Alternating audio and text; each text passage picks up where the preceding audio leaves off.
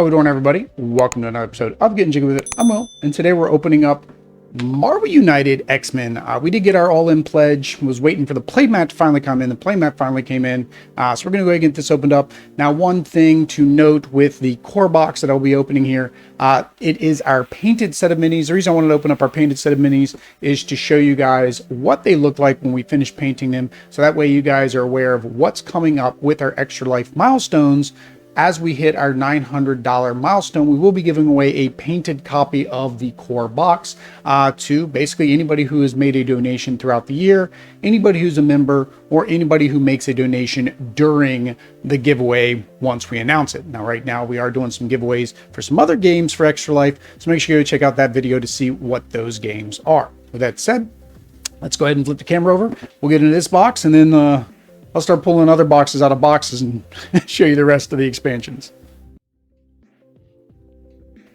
All right, so here we go. This is the core box for Marvel United X-Men. We're going to try the overhead cam. I'm probably going to fight it. I just did another unboxing with minis. Minis don't like my camera. We'll probably end up switching back to the cell phone at some point, but I wanted to get this done, and the camera was already set up. So here we go, Marvel United X-Men. This is the core box. So in the core box, you get Professor X, Cyclops, Jean Grey, Beast, Wolverine, Storm, Juggernaut, Sabretooth, and then Mystique and Magneto are the new anti-villains, where you can play them both as a hero and a villain. I do have some gameplay up on the channel already, or we do, because I think I did a solo, and then I also, me and Audrey played the two new modes, so you can check out those gameplay videos. Free content. I think it's a newsletter. I don't know what it is. Rulebook. Not much changed in the rulebook because really the game rules didn't change too much. But again, you get the same thing you'd expect, right? All your examples, great art, turnover views, and then really the only difference is back here in the back where you got the new supervillain mode, and then of course the new Xavier solo mode to take the place of the Shield solo mode. All right. Plastic. Now a lot of people were having a lot of like things where they said their inserts were all busted and were broken. We didn't have that problem. None of our boxes were broken or busted. So I guess it's hit or miss depending which wave or what printing from the manufacturer. So new locations, you have the Hangar Bay, Weapon X, X-Jet, Genosha, Mur Island, Sentinel Space Station, Asteroid M, Xavier Institute. Now we did get the cardboard, and the reason we got it was like these are kind of thin. I'm showing it to the front camera, and you guys can't really. They're kind of thin, so just sitting in this box, right, and I have it sitting vertically, you can already see there's some warping. Like this goes way back, so that was the same in the original. So I decided to go ahead and upgrade everything to the cardboard, including the villain boards. So here we go. We have the Juggernaut, Mystique, Magneto, and Sabretooth. And then on the back, it's your supervillain mode. So it basically tells you how to set up your heroes. So basically, there's going to be some kind of benefit to the heroes. And then some of them have special setups here. So Senator Kelly, rescue civilians and Cerebro, and then Sabretooth, you basically have a hunted token that's going to follow around one of the characters. Villain dashboard's the same. Again, we have a cardboard upgrade for that. Tokens are pretty much the same, so you get your same tokens from the core box. Baggies not included. These are baggies that I've bought, or baggies we've acquired from all the other games. Your threat tokens, your hit points. So all this is the same. These are the new tokens. So these I have in a separate bag, so that way when we are playing, it's easy to pull these out. But again, I've got the plastic tokens, so we'll go over those. So here are the new tokens. You have what the time clock is. This is your target. And then there's your Senator Kelly token. So all the tokens, all of that stuff. All right. The decks, really don't usually go through the decks, but same thing, art on them. The only difference is some of the characters will have a starting card, or no, not a starting, that's the ceiling factor. Where's the starting card? Or maybe that is his starting card. Yeah, there you go. So some of them will be different. They'll have a starting card. So this is different for the X-Men. And basically what you're going to do is this will just be the first card in your hand. And then most likely you're going to play it pretty early on because, for example, Wolverine, it's his healing factor. And as long as this is face up in the storyline, you have less than 3 cards, you get to draw. So it's basically he heals in between turns. The other one that has a starting card is Mystique. She has 2 starting hand cards. Whoop, there we go. She has a Metamorph. So in the next turn, so I can get that to focus a little bit better on this. Probably going to run into the same problem. I put the mat down thinking, oh, the mat will look cool in the background. Oh, boy. But Metamorph, so on the next villain turn, you may redirect any damage to the henchman. So basically, she transforms and you get confused. I guess you get the henchman, and she has 2 of those as her starting cards. So the only disadvantage of that is because both of these start at the exact same time in your hand, I feel like it's kind of lessens her at the beginning, right? Because you basically have 2 cards that are identical. But then you have Cyclops. He doesn't have any Professor X. Jean Grey. I think those are the only 2 because I think we played both of those on stream for that reason. Jean Grey, Beast, yeah, Storm, and then Magneto. So it is different that you get to play as some of the villains as heroes. For me, I don't see Magneto or Mystique as a hero. Never have in the comics. Even when they came over to the team, it was kind of like a temporary thing, and it was more for their own benefit than it was for anything else. All right. So speaking of those 2, I guess we'll start with them. So here is our Magneto mini all painted up. So I found if I go really, really close and then back off, sometimes it'll focus. There we go. So here is our Magneto. So again, we will be doing a painted copy. It'll pretty much look identical for the most part to these that you're seeing here. A lot of times we just send off the copy that we've already got painted, and then we just paint another copy for ourselves. But Oddity did this last year for somebody. Last year we did it as an option because we had a second copy of X-Men to give away, and we did it as an option for the person that won it, and they were actually nice enough and they considered enough to donate to Extra Life $30 to have us paint them. Now, if you want a set of minis painted, we do have that as an incentive. For $100, we'll paint up to 25 minis. So in a game like this, you get 2, 4, 6, 8, 10. We'd basically be able to paint 2 of these, or maybe 3 or 4 expansions. So there is Professor X. He did his carpet down there. It was kind of interesting to get the way they got the carpet down there. Did I do Beast? No. Somehow I went to Jean Grey to Professor X. So we still don't know how we're going to paint the translucent one. So we'll see them when we get into some of the expansions. I don't know how we want to paint those. Just because, I mean, the translucent kind of looks cool. But my OCD, I want it all to look the same. And since they didn't put that technique on all of the different blast and energy patterns and explosions, like they all don't have that translucent color, I don't know if I'd really want to show it. So here's another one where we took liberties to the paint. So this was supposed to be, I guess, some type of like dust or something because he's like leaping off. But we didn't really like that. We thought it made more sense to be some kind of explosion. So we did it as a explosion instead. We think it came out okay. Because, yeah, the dust didn't make sense. I mean, I get it, I guess. It's like, you know, he's running real fast, but it just didn't make sense to me. So we made it into some type of explosion beneath him. All right, so we got Storm here. Of course, white always being as difficult as it always is. White is not a fun color to paint. And we even primed her in white, and it still isn't a fun color to paint. Juggernaut. So this is the first of the actual villains, I guess, because the other ones are the anti-villains. This is really going to get hard on the shoulder after a point. I'm going to have to probably go to 2 hands for all of them, because this arm's like, I could feel it. And then the last one is, of course, Sabretooth. Oh, there he goes. All right, so Sabretooth. So you got to figure out where it's trying to focus, and then go to that section, and then it seems to want to focus back on them. All right, so there is Sabretooth. And one other thing I didn't show was they did change the cube. So the cube is more like, I guess, adamantium instead of the blue cube that you got, which was a Tesseract in the core game.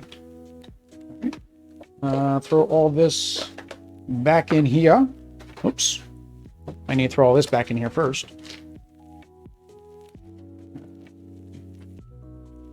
Now, somebody mentioned that they were able to get the cardboard locations and the villain dashboards to fit in these boxes without having to modify them. I don't know if I would put the locations in here, but the villain dashboards I'll probably put inside their respective boxes to save some room. And that's because with the locations, since you can play random, right? You can just play any location. I'd rather just have a whole box of locations that I can pull out and mix and match and do what I want, no matter what box I pull out. So, all right. So that is the X-Men core box. I don't know where I'm going to be putting these, because I have a box on both sides of me. Well, this one I'll just slide up here to the top. All right. So we will start with, I guess, whatever's here. So we're going to do Gold Team next. So this introduced a team mode, a versus mode, is in this, in the gold team and the blue team. Basically, you can play teams versus each other. So it's a new way to play, increases the player count. There you go. Accelerated villain challenge, so a new challenge mode. These are the different villains with the special rules. Super villain mode, which is the same. Challenges. Some challenges special, so endangered location, secret identity, danger room, Deadpool chaos. Okay, so it's got all the challenges. And it changes the rules. So like for Deadpool chaos, instead of being placed randomly, Deadpool starts on location opposite the villain's starting location. Well, I guess start from the front. Gold team, all your components. We're going to get Forge, Bishop, Iceman, Colossus, Archangel, and Sebastian Shaw. I didn't really get this for the team mode. I got it for the character. So X-Men is my favorite IP of all time. Like, I love Marvel. Marvel's my favorite, comic book publisher. But then X-Men is my favorite from them. Back in the 90s, I collected everything. So I'm not even going to worry about punching these out because I don't need them anymore. But there are our tokens. So locks, BAMs, no BAMs, and red and blue token there. We do get some new locations. So we got the Hellfire Club, Limbo, Krakoa, because he's a living mutant planet or living mutant ground. I forget his origin, but yeah, that's the X-Men basically set up camp on him at one point, and then they were down in hell at one point, and I think they have their own place again. And then we have Chandelar of the Shi'ar Empire. Kind of weird that the Shi'ar Empire was in this box. But I guess we didn't get any locations with the stretch goal box. And then this is one thing I noticed too. For some reason, if you notice in the core box, all this was underneath the plastic. And I've noticed it's hit or miss whether it's going to be on top of the plastic or under the plastic. There didn't seem to be any commonality. And I can tell you, just from touching and feeling the other box, this is a lot thinner plastic than what was in that box. Manufacturing is tough right now, right? It's really rough for everybody, getting materials and things like that. So I don't want to blame CMON for this, because remember, they're given a copy, they proof it, they say it's good, but because every run is different, right? The material that they get in, the material that they use, the amount of material, all that changes from run to run. You can't guarantee that every run's going to be the same. So I do feel like there was probably some issues at the factory with either their production, the mold injection, their I don't know, something. They're running out and they were trying to save money, right? So they were like, oh, we're out of product. We misquoted CMON. We got to figure out how to make this work, right? Or they weren't going to get more in time and they didn't want to miss their obligation, their deadline that they had agreed upon. So new board, gold team, blue team, and then as you complete the challenges and your unlocks, you basically say that you unlocked them. And then Sebastian Shaw here, what's he do? Sebastian Shaw cannot take more than 1 damage each hero. If a hero damages Shaw, that hero takes 2 damage. Heroes with any crisis tokens at the beginning of the turn must play the hero card randomly, then discard their crisis token. Wow.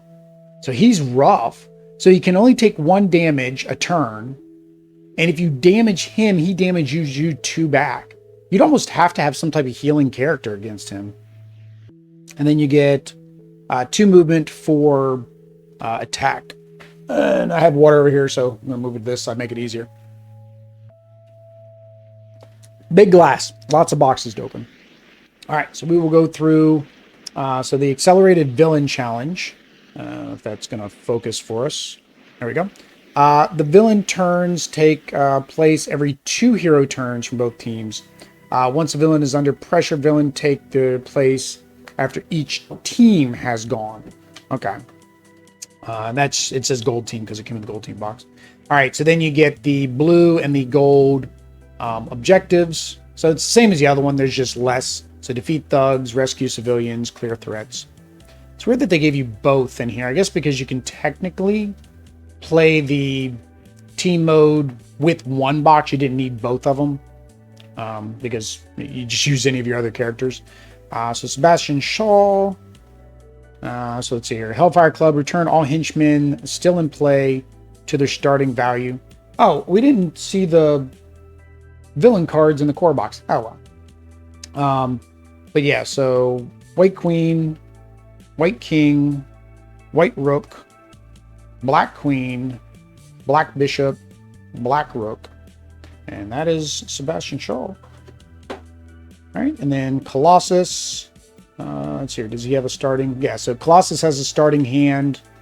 Wish they would have just put it as the first card. Make this easier for me, guys. Well, actually, that last card's easier because then I know because I can look at the last card. As long as this card is... Stop focusing on Sebastian, please. Thank you. There we go. Organic Stoil. As long as this card is face up in the storyline, you ignore 1 damage. Also, he works real good against Sebastian Shaw because he would ignore 1 of that 2 damage. And then Iceman. So this is one of the ones that's translucent, so he doesn't have a starting hand. Archangel. So there's multiple copies of Angel. We got Archangel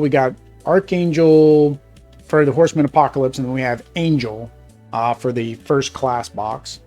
And we got Bishop here. Bishop. His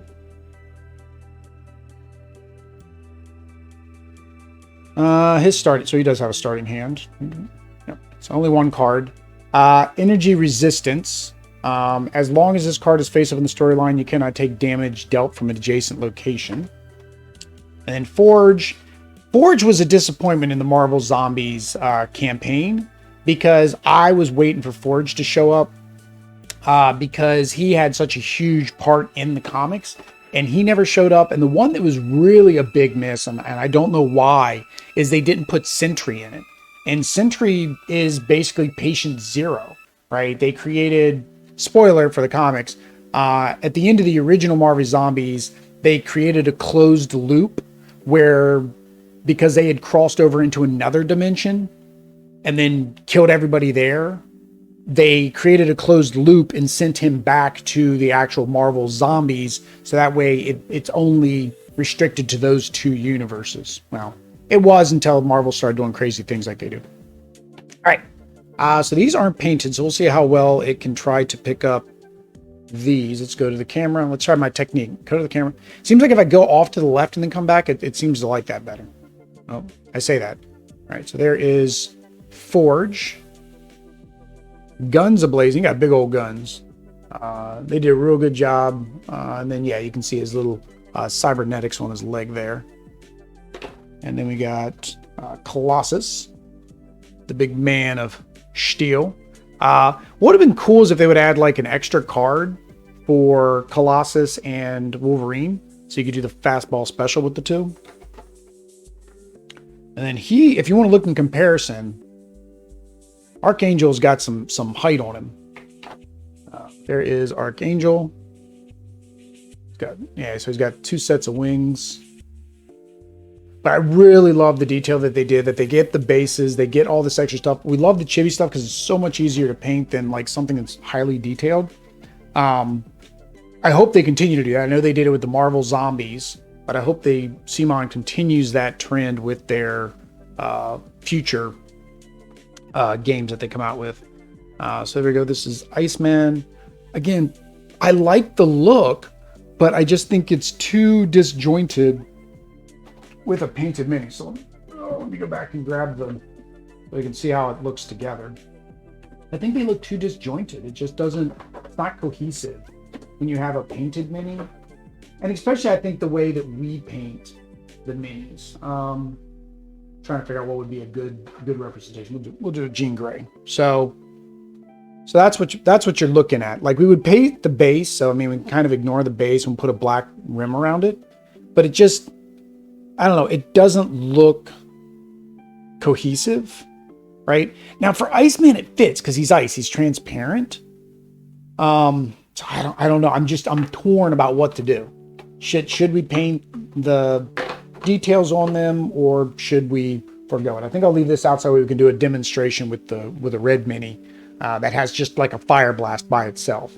Actually, in that case, I should probably use Wolverine because we painted a fire blast on him.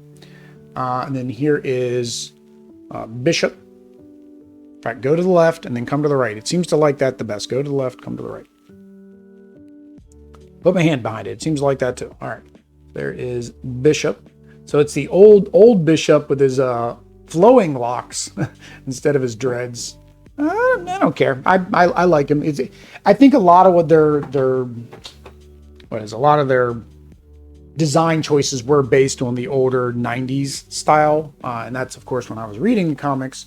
So I definitely like that design decision. I think that was the same thing. A lot of characters that were coming out, people didn't recognize because they were based on those older 90s comics. All right, so that is that box. There's a big empty. Yeah, those are just going to go flying around. Will, that's not a good idea. So they leave, and this again is, love. Sleevers can be happy, mad, sad, whatever.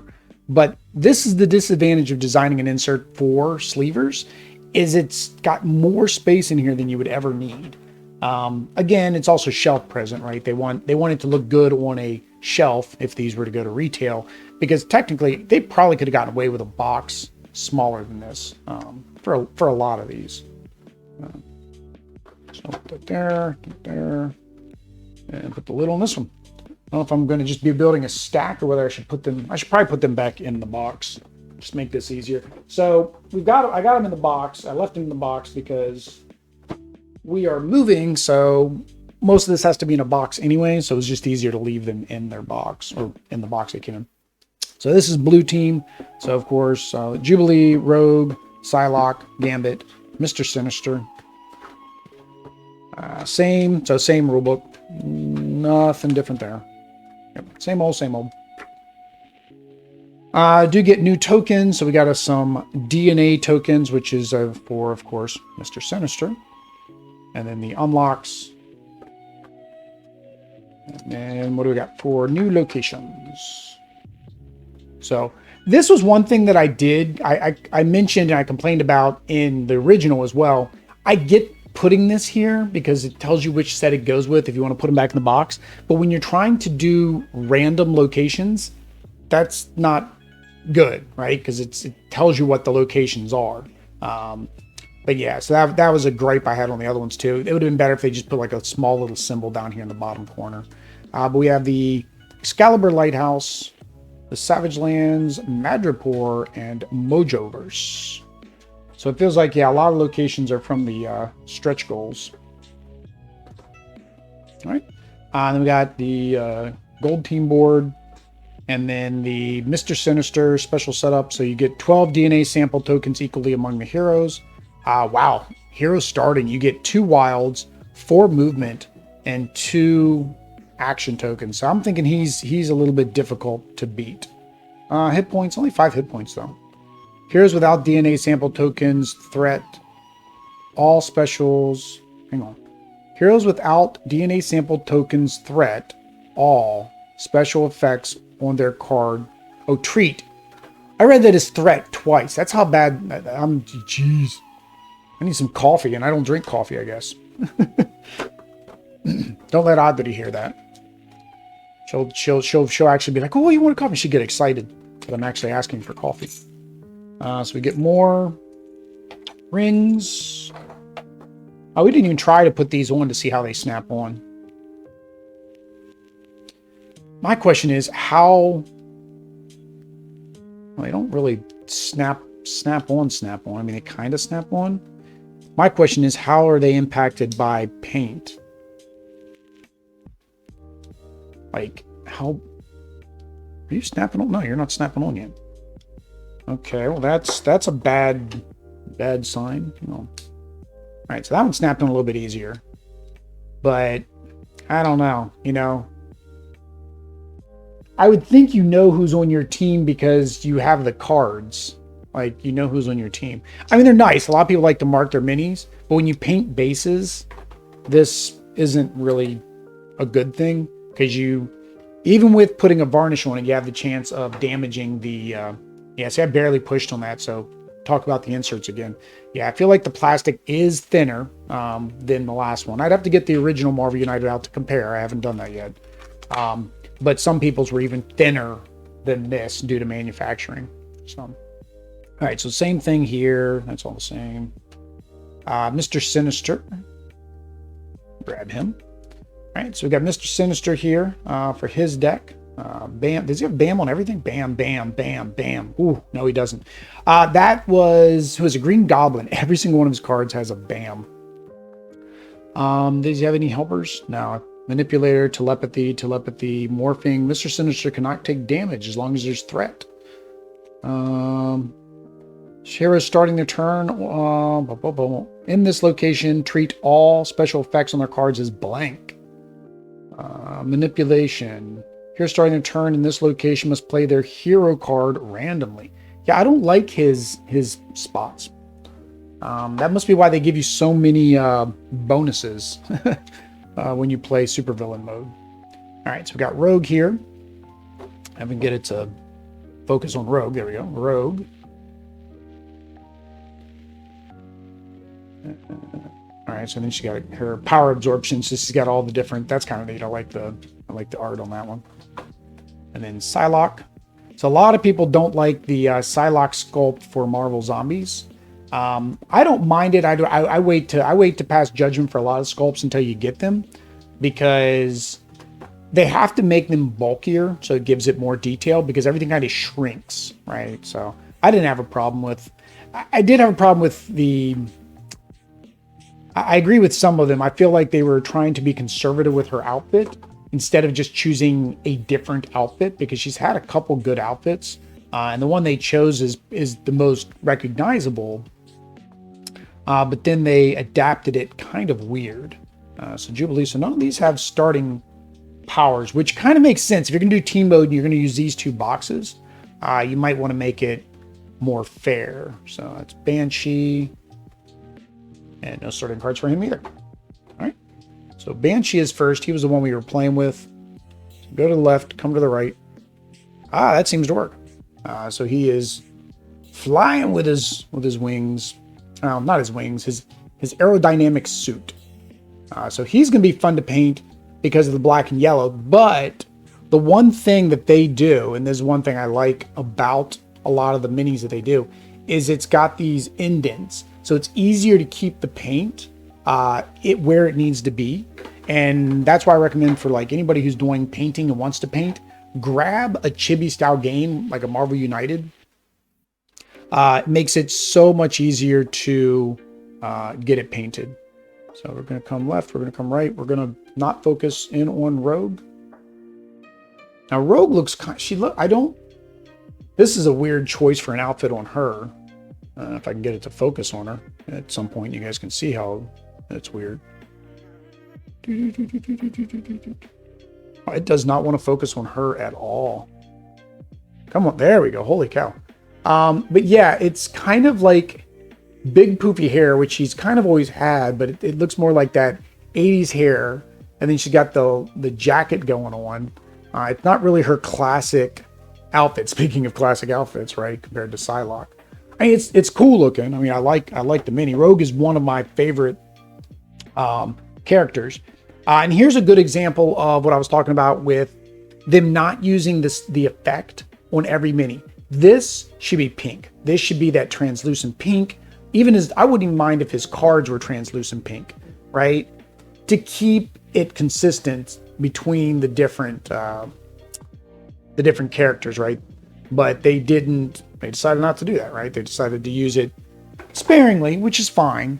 But for me, it breaks that cohesion, which is again why I'm probably just going to paint over all the translucent plastic. So this is Jubilee, maybe. Come on, Jubilee. You can do it. Like, how much more in direction do I need to be? There we go. Did she come into focus? There we go. Holy cow. Yeah, this is gonna be fun doing this through all of them. Like I said, I see King of Average, I see, Alex, I see all them doing this, to show off the minis. But I prefer my cell phone. I think Board Game Coffee, I think he uses his cell phone too for the minis.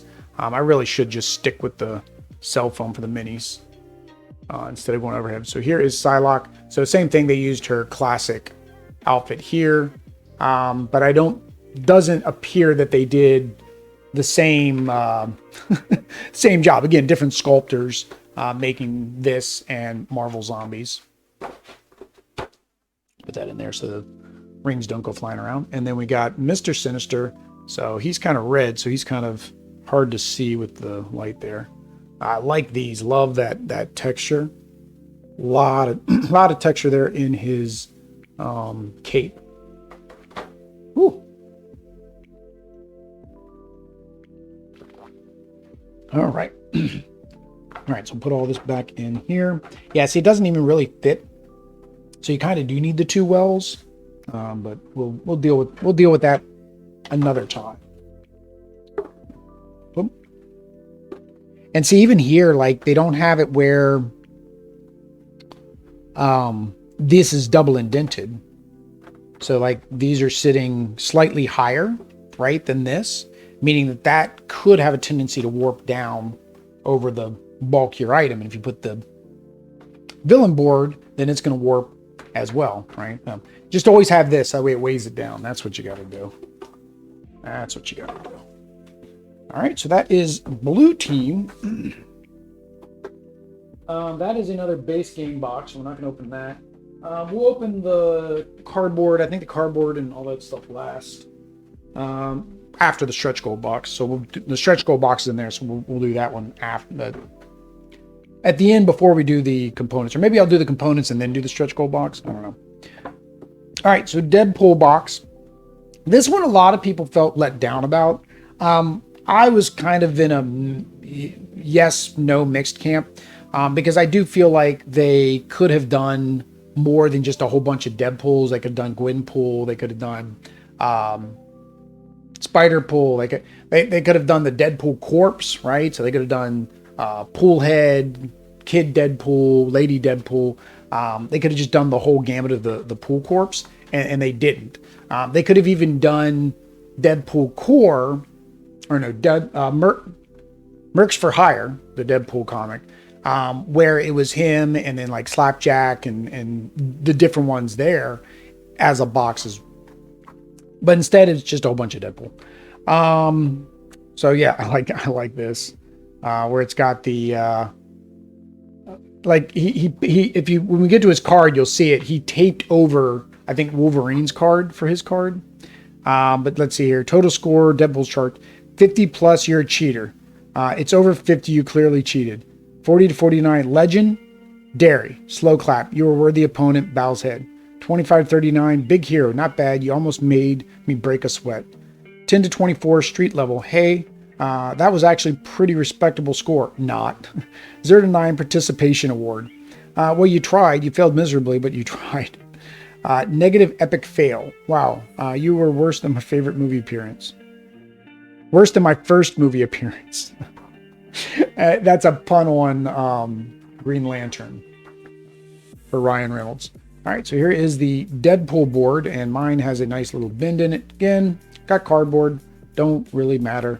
I'm also not somebody who's going to force a company to send me one component if it's not destroyed, right? We got our Paint the Roses, and it's got a huge ding in the back of it. And it's not from shipping, so it was definitely done during manufacturing or packing, somewhere along that line. And the publisher's like, "Oh, reach out to us." No, great. I love that you're a publisher that wants to do those kind of things. I'm not going to make you waste money on sending me a component, because that would cost you probably $10 to $15 to ship one replacement component, right? Depending on the size. A box, definitely closer to that $10 to $15 mark. That's probably most of their margin in that product. I'm not going to have a publisher do that. I appreciate the offer, but I turned them down. I said no. So this is his card. Negative score means you really suck at this game. Any score over 50 means you probably have cheated, and this is not acceptable. Just kidding. Good luck getting more than 50 points. So basically, you're going to get points for playing him as a special rule.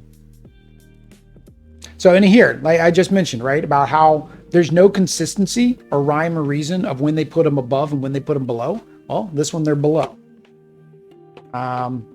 This is just as thin as the other one. Let me feel this one. Yeah, this is definitely thicker. So the first wave was definitely thicker. That was a first wave box that came in first. And then we got another cube. Okay. Don't know why we need another cube. We got another cube. Deadpool's apartment. So this has shown up in the comics, but there's a Deadpool video game on the Xbox. And that's where you're basically playing.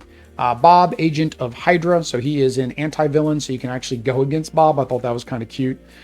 His best buddy, you get to fight him. I guess thematically, you could go fight him and then he could join your team. All right, and then our characters. So we got Deadpool, Lady Deadpool, and Deadpool Boss. Yeah.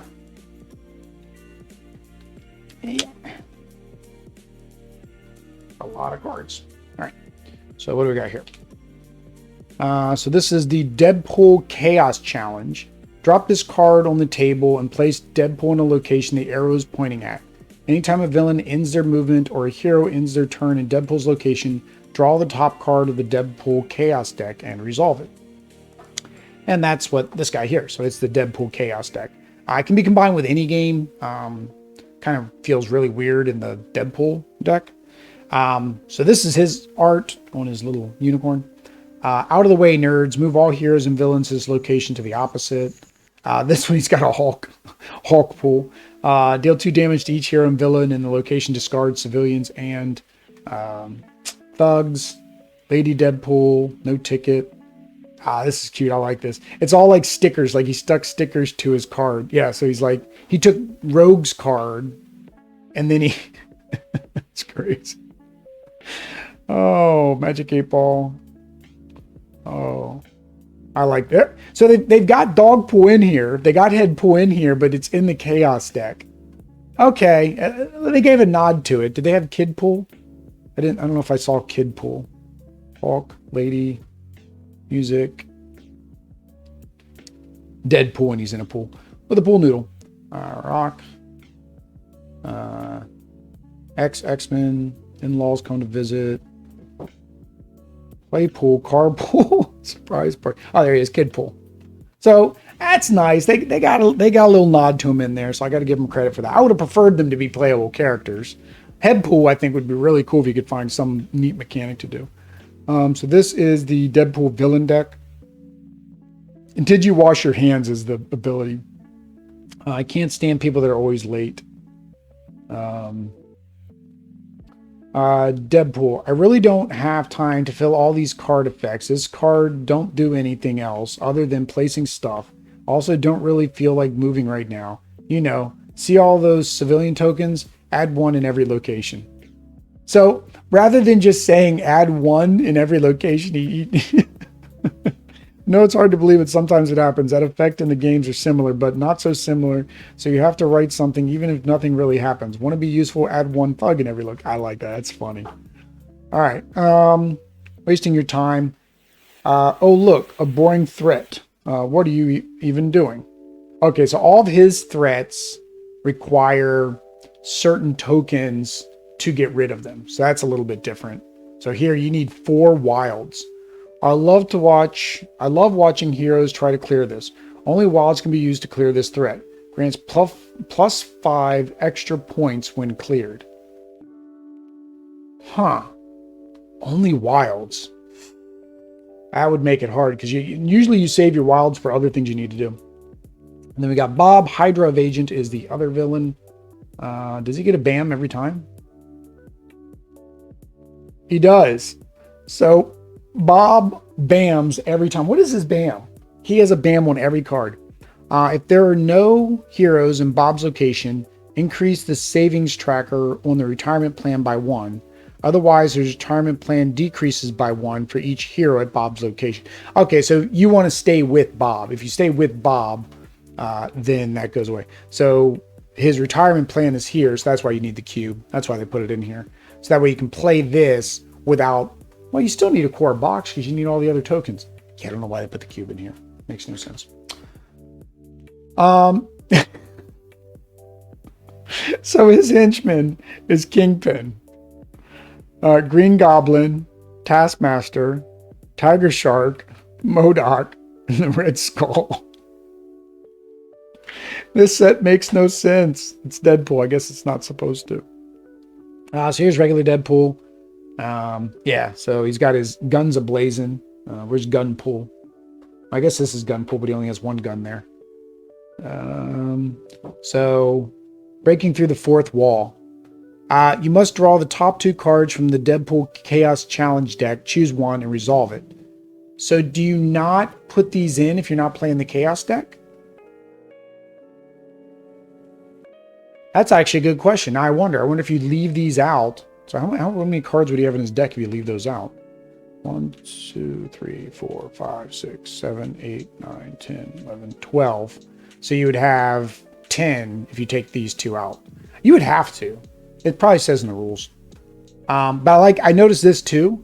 Almost every single one of his cards has a special effect that he wrote because you can see it's got tape. He modified these cards, and that's why I said that's why I like it. It was kind of funny they did it. He didn't do anything to his wilds though. He left those alone. And then this is his starting card. So same thing, regeneration. He gets the 1 heal, same as Wolverine does. All right, I guess we can put these somewhere. We'll just put them there. All right. So yeah, starting hand for Ladypool. And then we got Bob. He's running scared. He thinks he's strong. Oh, that's great. Run away. Deadpool's pet. Until the beginning of your next turn, if you have a discard, you can have Hero Deadpool discard that number of cards instead. So some of these really feel like this set seems like it has to be played with itself. Because some of these wouldn't work. Like you can't really use Bob without Deadpool. No starting hand for him.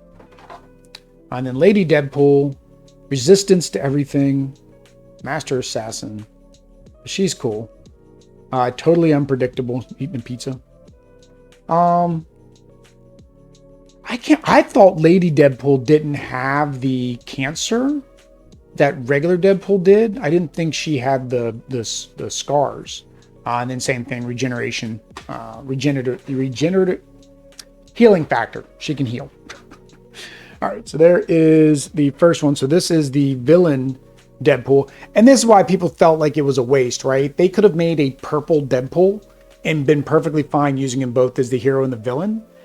And if you were going to make a villain, it should have been Evil Pool. So Deadpool at one point got ripped in part at a certain way to where he was able to form 2 halves of himself. I think it was due to the crazy guy that was in his head for a while. Slapstick? No, maybe. And so he actually there's an evil Deadpool now. And so that was in the comics, and it's like, it was, you know, cool characters. Like they could have done a mini with that, and that would have been kind of cool, because like he's got 2 left arms. Like he's got bits and pieces of Deadpool. Like I don't think he grew his pieces back. I think he went and found pieces of Deadpool that were just chopped off at certain points or whatnot. And so he made himself because of that. I think it would have been cool if they would put him in as the villain, if you were going to not give us a purple Deadpool. Because honestly, if any character would be purple, it would be Deadpool, right? He's a villain and he's a hero. Oh, he's doing finger guns. I don't know if you guys will be able to see that, but yeah, he's doing finger guns. And you got Deadpool and the unicorn. Now again, he's supposed to be used for the chaos mode, but technically once we have him painted, it really won't matter. We can use him in any mode. But he's on his little derpy unicorn, got his tongue out to the side. And then Lady Pool. Oh, I forgot Lady Pool. They did put Dog Pool on the Lady Pool. So they did another little thing there with her. So she's got the Dog Pool on the base with her. But yeah, so there's another example where they didn't make this explosion an explosion color. So even on their own, they didn't keep consistency with like the explosions and stuff. Because I think, if I remember correctly, somebody does have that explosion colored. Yeah, see, it's an explosion because you can see on the art. Yeah, so I don't know, no consistency. Like I said, we will probably just paint over them. And see, here's another example of a box that had it inside instead of on top. And there's one card. Like there's literally one of each card. That's all that goes in there. Like there's so much empty space. Come on, CMON, figure it out. And then this, yeah, and then they did this, and there's no. The last box, there was a notch, so this sat down in the notch. Oh, well, nothing we can do about it. It's what it is. As long as it holds the components. I guess at any point, I still haven't decided on downsizing the boxes yet. I like the boxes. I like the box art lined up. There. So I guess we'll start with the one that's closest. So first class. So this is what somebody on Instagram said we should paint first and should be the first thing that we play is first class. So this one's neat because it did give you Quicksilver and Scarlet Witch as villains. Again, kind of an odd choice to actually put them in here rather than just having us use our original minis. I get it. If you don't paint your minis, then you need the red color, I guess. But first class, welcome to the school for gifted youngsters. And then there's training cards. Training cards are at the disposal of the hero that gains them. They're not considered part of their hand. They aren't considered taking damage. If heroes KO'd, they must discard their training cards. You can use them during the turn, either before or after you play a hero card. There's no limit. Okay. So new mechanic.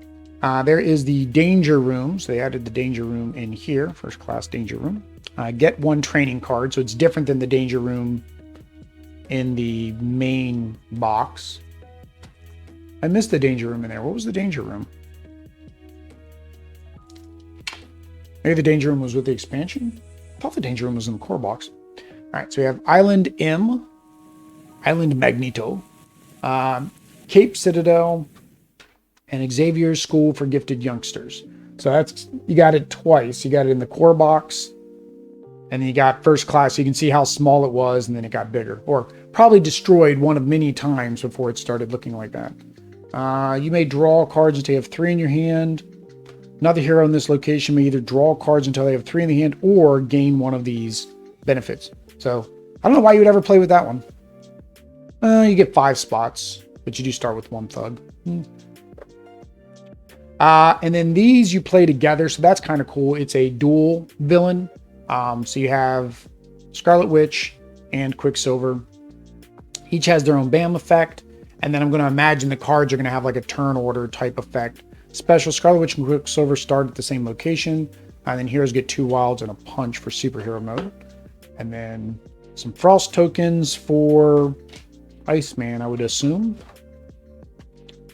Yep, same deal. Oh, okay, so here's the training cards. I was about to clip my nails. I was about to cut my nails yesterday because I painted some minis for the Star Wars Talisman that we played. So I had paint all in them, but luckily the paint came out. Let's see here. Discard. Oh, that was just saying because it was easier to open up these plastic packs. Add one movement symbol to the bottom card you're currently playing. Add a fight. So these allow you to add things. This allows you to discard 2 cards, then discard 1 card from the bottom of your deck. Oh, draw 2, then discard 1 card from the bottom of your deck. Okay, so it basically gives you a draw, but you do have to discard a card from your deck, so it does weaken you. This one here, discard, draw 1 card, discard 1 crisis token. Okay, so you're basically, you get to draw and discard a crisis token. That's not a bad one. Permanent, you may deal 2 extra damage to henchmen dealt at least once.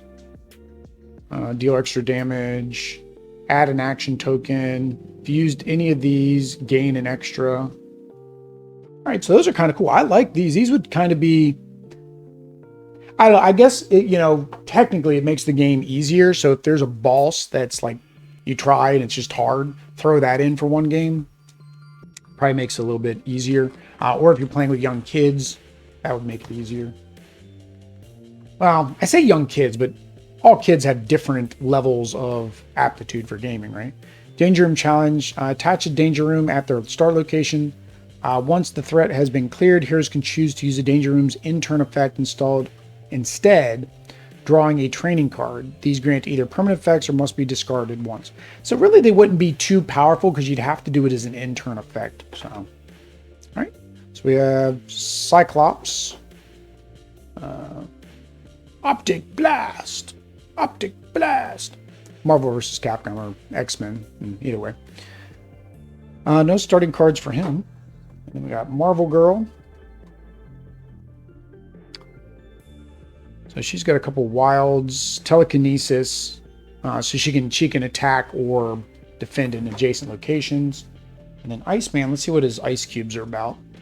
Iceman first class. Whoops, that would be the Beast first class. I hate when they box it like that. I mean, again, you fix it later, but I don't like when they box it like that because then the cards are the same color and sometimes I don't know. It's an annoyance thing more than anything. So where's his ability? Okay. Attach a frozen token to a villain in your location. Next villain turn, the villain cannot move and the token is discarded. Okay, so he gets 3 freezes that he gets to do during the game and then they get discarded. Okay. Although he's got 4 cards, but only 3 freeze. Attach a freeze, discard. Attach a freeze, discard. Place a freeze token in your location. Heroes may leave that location without performing a move. Beginning of your next turn, discard. Ice Slide. Place a frozen token in your location. They may leave the location and then discard. So I guess it's just a pool. So I guess they don't ever expect you to have more than 3 out at a time, I guess. So discard is take it off the board, not get rid of it from the game. All right, we'll do Angel because this way I can sort this stuff. All right, so this is a regular Angel, so we already saw Archangel. Worthiness, so he distributes. Okay, so he gives out action tokens, or it looks like he moves thugs or civilians because you can pick them up and carry them. And then Beast. So we had the regular Beast, and then this is first class Beast. Brilliant Student, so he gains tokens. It's kind of cool. Star Athlete, move, punch. And then we got the twins. So yeah, so not all of them are always going to move. So the problem is it says BAM here. And this is on another card. There's another card. I think it's the Toad, the Brotherhood. The Toad, what was it? Toad, Blob, and Pyro. On their card, it's the same thing, and they got these little white boxes. It seems confusing what you do, right? You knew you left to right, so that, but then it's BAM. So you activate both of them's BAM every turn. Deal 1 damage to each hero and her and adjacent. Deal 1 damage to each hero and locations left. entered or moved through this. Okay, so wherever he moves through, he does damage. Who else did? There was another one that did that in the core game. Was it Electro? I can't remember. Basically, every location he went through, you got damaged. So bam, bam, bam, bam, bam. See, this is why like somebody else questioned that. And it's like, do you bam if they don't move? Do you bam only if they move? Because 0, 1, 1, 2, 1, 2, 2, 3, 2, 3, 3, 4, 3, 4, 0, 5. Holy cow. 5. That's the entire board. You're guaranteed to get hit. His are all high numbers. 3s, 4s, 5. Wow. This has got to be a hard one. I think that's why the training's went in here. You need it. Scarlet Witch. So this is just her by herself. Scarlet Witch and Quicksilver are placed in their starting location at full health. Ooh. Reality warping. Face down master plan cards are shuffled back into the deck. Place heroes in their starting locations. Each hero with less than 3 cards in hand draws from 3 from the start of the storyline until they have 3 in hand. It resets the game. Oh, that is horrible. It resets the game for them, doesn't reset the game completely for you. So if you got this towards the end, your deck would be almost done. All you're going to get is 3 cards from the... Wow. Superhuman speed. Deal 1 damage to each hero at the game. Quicksilver can't take damage until the end of the turn. Sibling bond. As long as threat is here, whenever they would be defeated, they go back to 1 health. Longest threat, yeah. Threat is cleared. Delay the villain by 1. Heroes starting their turn on this location must play their card randomly, then place 1 action token from the pool on this card. Okay, so you play a random card, and then that allows you to place the action token. You don't actually have to use your actions. That's actually kind of cool on that one. So yeah. Minis. Minis. All right, so this is First Class Iceman. There you go. So not transparent because, of course, in First Class, he didn't know how to turn himself into ice. He basically knew how to turn himself into a snowman. And he looked actually more like a snowman and less like a person. Here they got him looking more like a person. We got Archangel. So he's about the same size, wingspan, and everything as Falcon, it looks like. Pretty much. And then Beast. I don't know. Beast was always one of my favorite because, you know, he's smart and I was a geeky nerd and, you know, felt kind of outcast. And, you know, he was more of an outcast because he was blue. But I've never carried for unmutated Beast. I like the blue Beast better for some reason. And then Marvel Girl.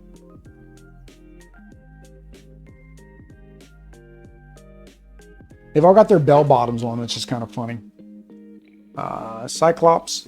His face, though, he looks constipated. And he's kind of got that squat appearance.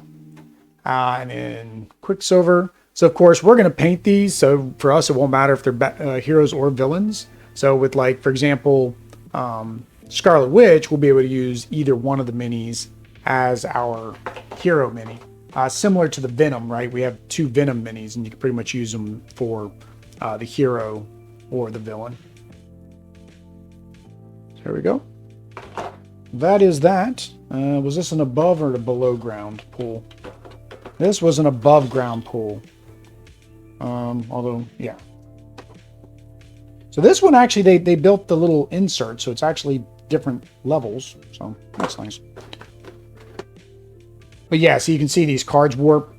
Cardboard locations, definitely a must-have. Anybody who says they've had them says they love the way they work and they feel they're so much better. I think being a little bit thicker, they probably don't move as much. I was going to go to that next, but I think I'll do Fantastic Four towards the end because it's separate. All right, so here we go. This is the X-Force pack. So this is one of the ones that I was excited for. This and the X Factor that they introduced, but this was a stretch goal pack. Basically, they built this one during the campaign. Trying to look, see. Yeah, we're at an hour already. This is gonna be a long video. Luckily, I'm gonna put timestamps so people can just jump to whatever they want to see.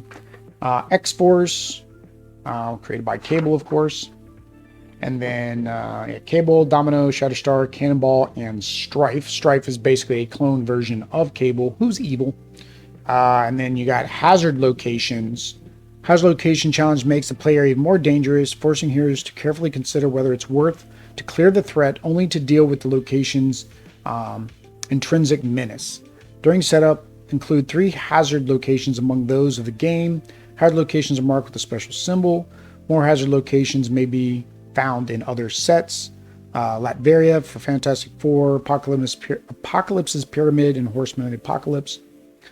When a hero ends their turn on a hazard location that has no threat card on it, they must resolve its in-turn effect if possible. These block end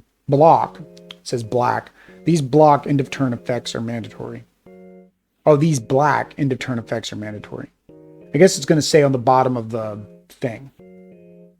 Because okay, so it's black instead of white. Okay, so it is black. I was thinking it blocked the end of turn effects, but no, it's black. All right. Whoop. All right. So we got Murder World, which is for arcade. It always is confusing to me why they include arcade with X-Men. I remember reading about him, but I really didn't find him an X-Men villain. I just found him as some random guy. Because he wasn't a mutant. I guess because he wasn't a mutant, I didn't consider him. But here, so you must discard 1 card. You must discard 1 action. You must add a civilian and a thug. Oh, but you get 1 that's not, and that's a regular end of turn. So what do we got? We got Morlock Tunnels, Strife's Base, Murder World, and Adirondack Mountains. So Strife. So no special setup, but you get wilds and punches. Dark Riders, on each hero's turn, the first thug attack requires 2. Wow, okay. So to defeat any thug on the turn, you have to use 2 punches instead of 1. That's usually like an effect of a location. That's an ongoing for him. I'm gonna have a pile of stuff over there. All right. Take some agua again. All right. Hazardous locations challenge. Setup include 3 hazardous locations when the hero ends their turn. Yeah, so that's just explaining the location. All right, so Strife. I'm basically just checking to see if he has all. Ooh, I was getting there. I was like bam, bam, bam, bam. Another bam. So only 1 card so far hasn't had a bam. He's got a couple zeros though. Move clockwise to the next location with heroes. Deal 2 damage to each hero. Wow. Force fields, as long as threat is in play, Strife ignores 1 damage during each hero's force turns are cumulative. Here's starting turn location. Chooses skip or draw a turn or ignore 1 action symbol.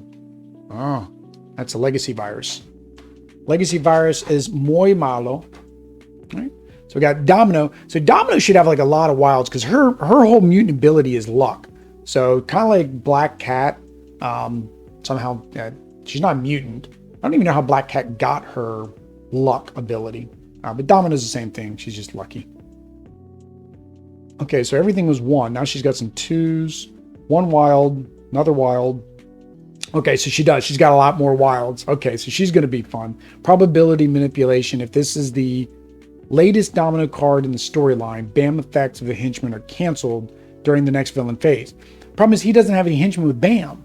So like she doesn't even correlate with the box she's in with the villain. So she would work good in other sets though. But yeah, more wilds. And then she has a move and lots of punching.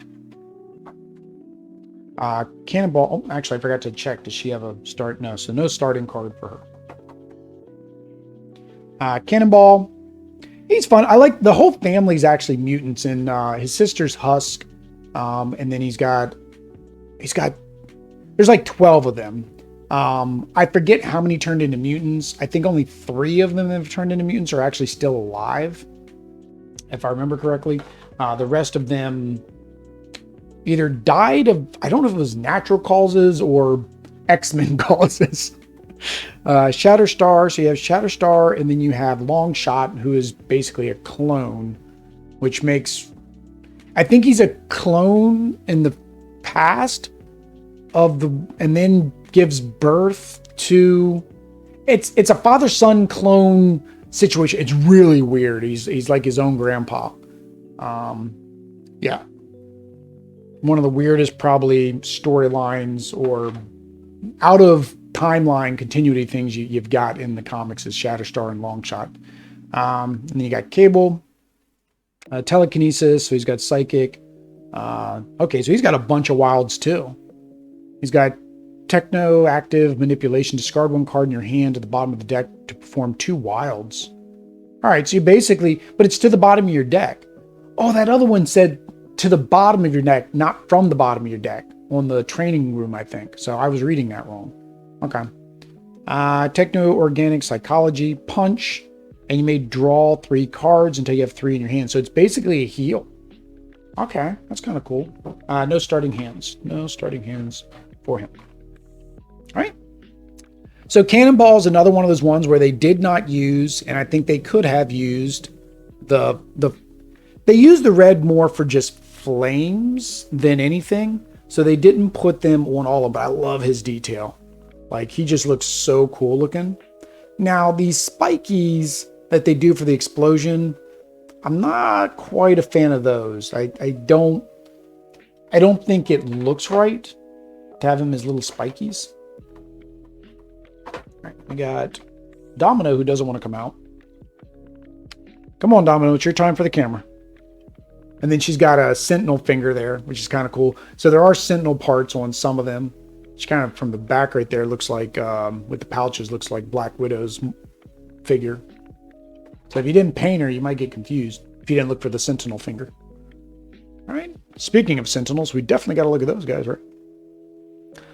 So there we go. There is Cable, pouches and all. So good old Leafield design with all the pouches. Leafield loved his padding and his pouches. There's another artist that draws for, I think he draws for Zenoscope and a couple other ones. He does a lot of like cover commissions and things like that. He loves pouches just as much. Like, I mean, he not only likes pouches, his big thing is like leather straps and pouches.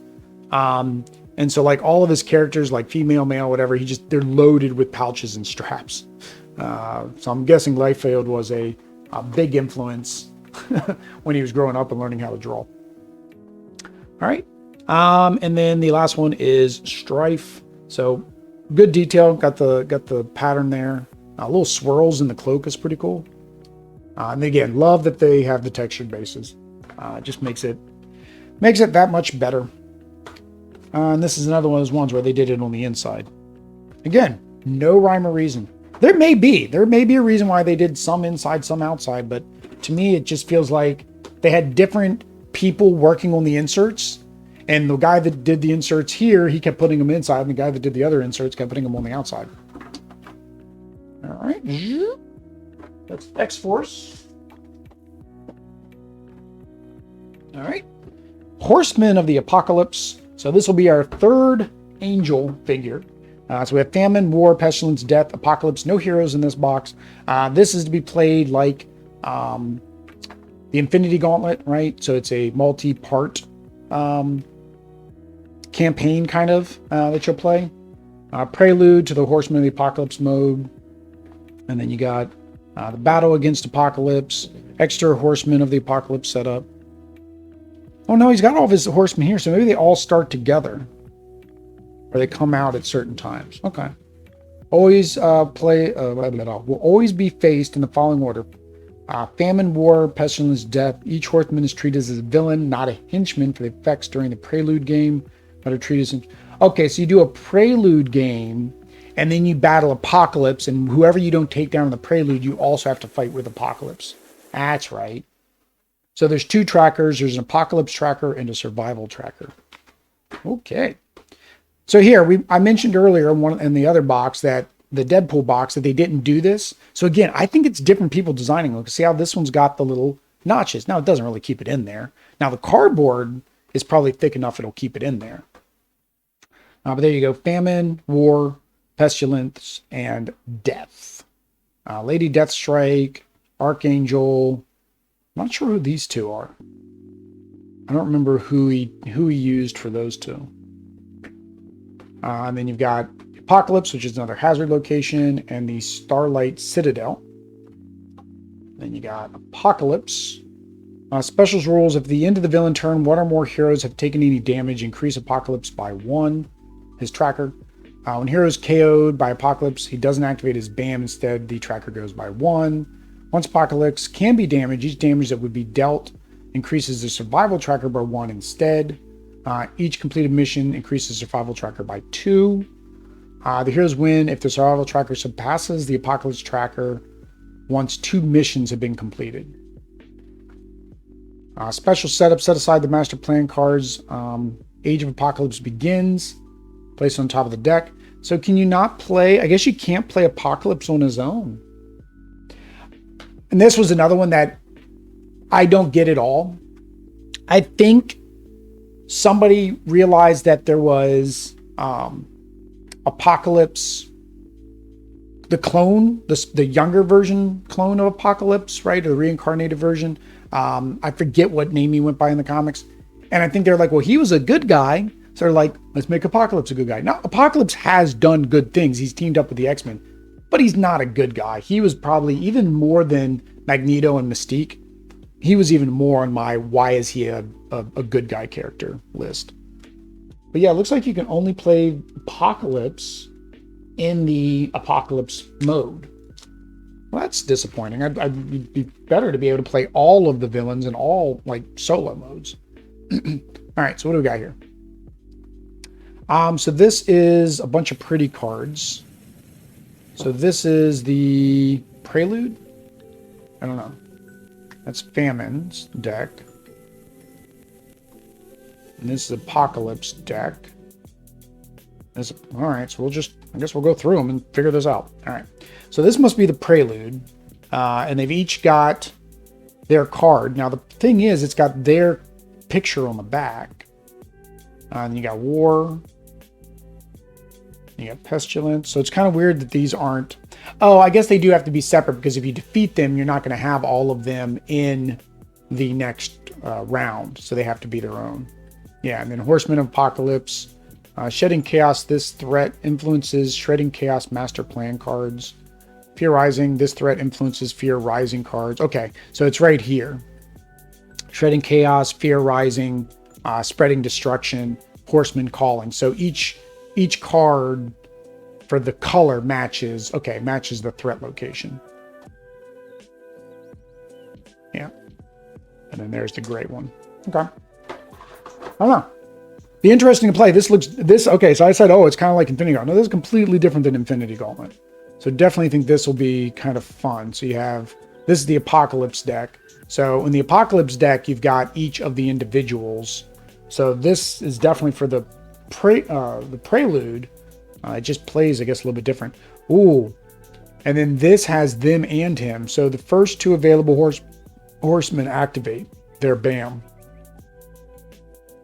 Oh, wow. And it does change order. So that's kind of like the Sinister Six. It changes order. Move counterclockwise. Calling the horsemen. And then he's got the horsemen threat areas. So you got Famine, War, Pestilence, and Death. So you just have the 4 horsemen. All right. And then the Apocalypse does have a starting hand card. He's only got 1. Immortality. This is draw 1 card as long as the card is face up in the storyline. While it's out of focus. I don't think it's going to get in focus.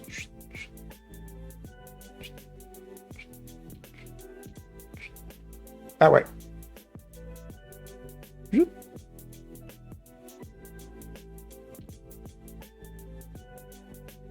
Close enough. The villain doesn't activate their BAM. Okay. So Apocalypse, Wild. And then he's got these. Survival of the Fittest.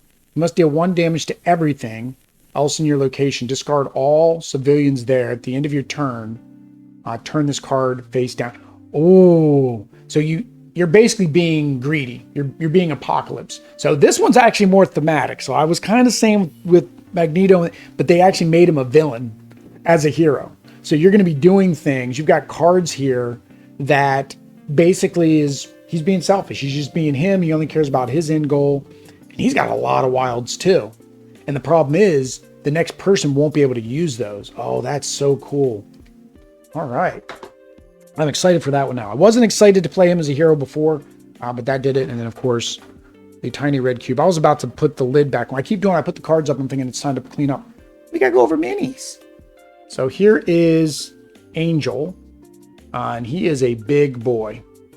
Can we get... The red's kind of... Yeah, the red's hard to focus on sometimes. There we go. But that's a cool looking mini. It's got skulls down on the base. He's got all 4 of his wings, same as Archangel. If I had the Archangel box, I'd like to see, like, in comparison size. I would imagine they're close to the same size. Thematically, unless we're playing multiverse, we won't be able to include Angel, and Angel. I guess you could play multiverse. Considering the first class X-Men came back in the comics, they came back to our time. They never got sent back. As far as I know, they're still in the 616. Which kind of makes sense because when they did Secret Wars, all other universes were destroyed. And technically, he doesn't go back into his spot correctly. They couldn't be the same ones because the ones in the 616 had no memory of this. So when they first did it, everybody felt like, okay, it was going to be a small gimmick. They were eventually going to send them back. But I think people liked them so much, they just kept them around. Now, the question is, if they are still in the comics, okay, have they finally said, no, they're not from the same reality? Or are they still saying they are from the same reality and, you know, they'll get their memories wiped or something when they get sent back, right? We don't know. That goes there, that goes there, that goes there.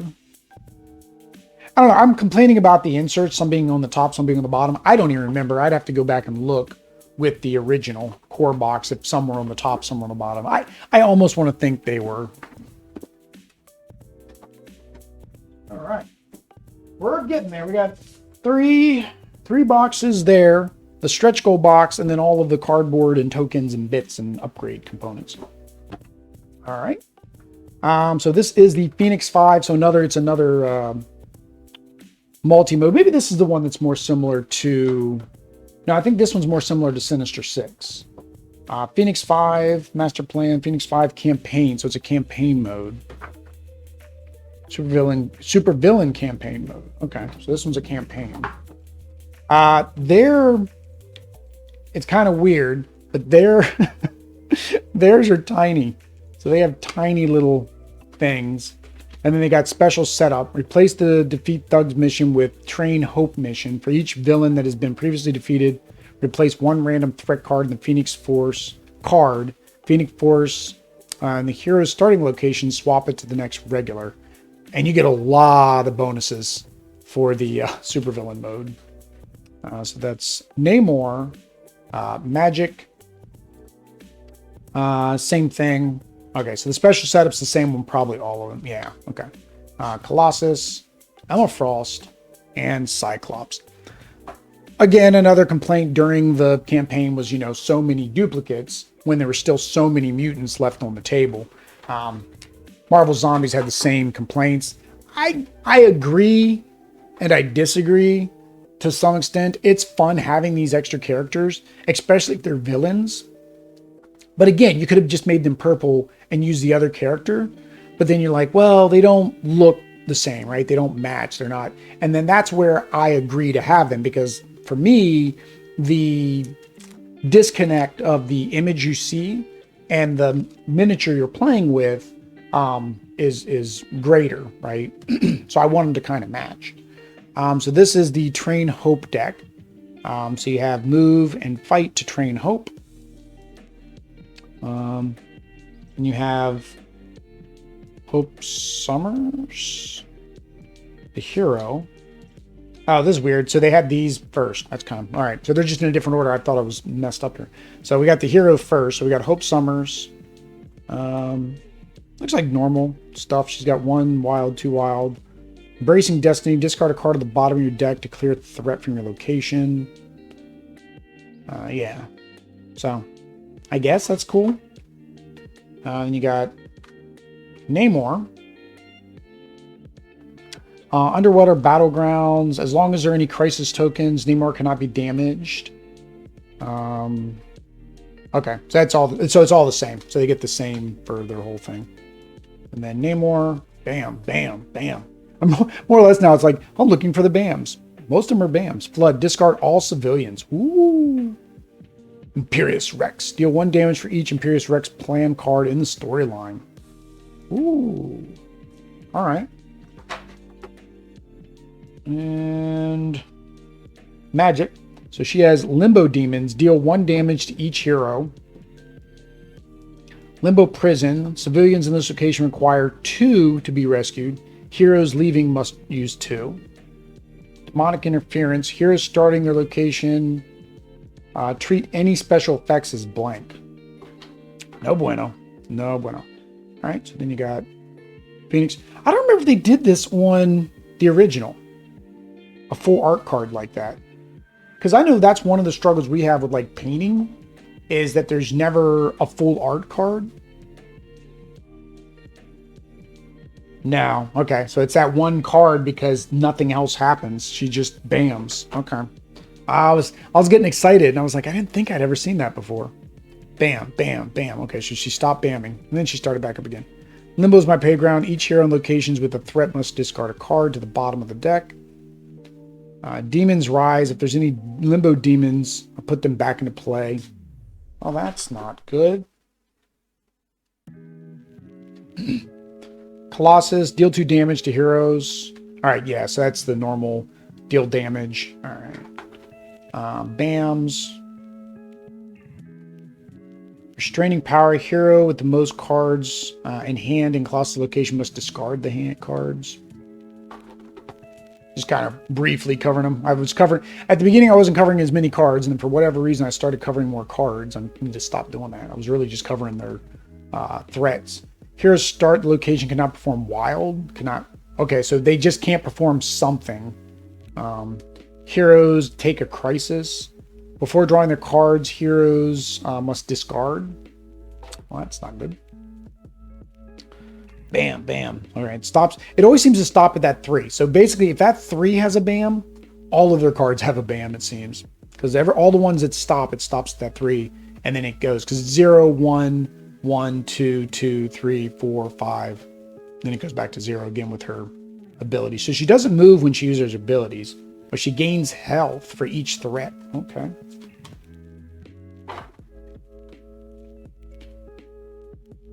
And we got the next step in evolution. Non-mutant heroes take damage in this location, take 1 extra damage. So the reason that's kind of brought up is in the comic, of course, it was Avengers versus X-Men is what led up to this. So that's kind of the team mode goes into that too. So if you really wanted to play, you could play team mode first, Avengers versus X-Men, and then you could go up against this mode. So that's why non-mutant is mentioned, because they went up against the Avengers. Add civilians to this location and to both adjacent locations. Civilian. Mutant heroes that take damage in this location take an extra damage. All right, so actually he's going up against both mutant and non-mutant. So I would almost say you have to play this with both. Otherwise, 2 of his cards do nothing. Yeah, you kind of have to. And then yeah, so we'll go to the 3. So no BAM. Move each hero 1 location away from Cyclops and deal 1 damage. And then these are the Phoenix 5 or Phoenix Force threats, which are separate from their individual threats. Before drawing the card for heroes, start their turn in this location, must discard cards until they only have 1. And then only wild can be used. It's the same thing, only wild. Location must treat specials as blank. Ignore 1 action symbol at the bottom of their card. Okay. All right. So here's another example of they did a combo with Namor, right? So Namor has his out of focusness. There we go. No, yes, no. There we go. So yeah, so he has the translucent base, right? But then he has the plastic mini. So it's that incongruity for me where it doesn't match. It looks good, I like it, but yeah.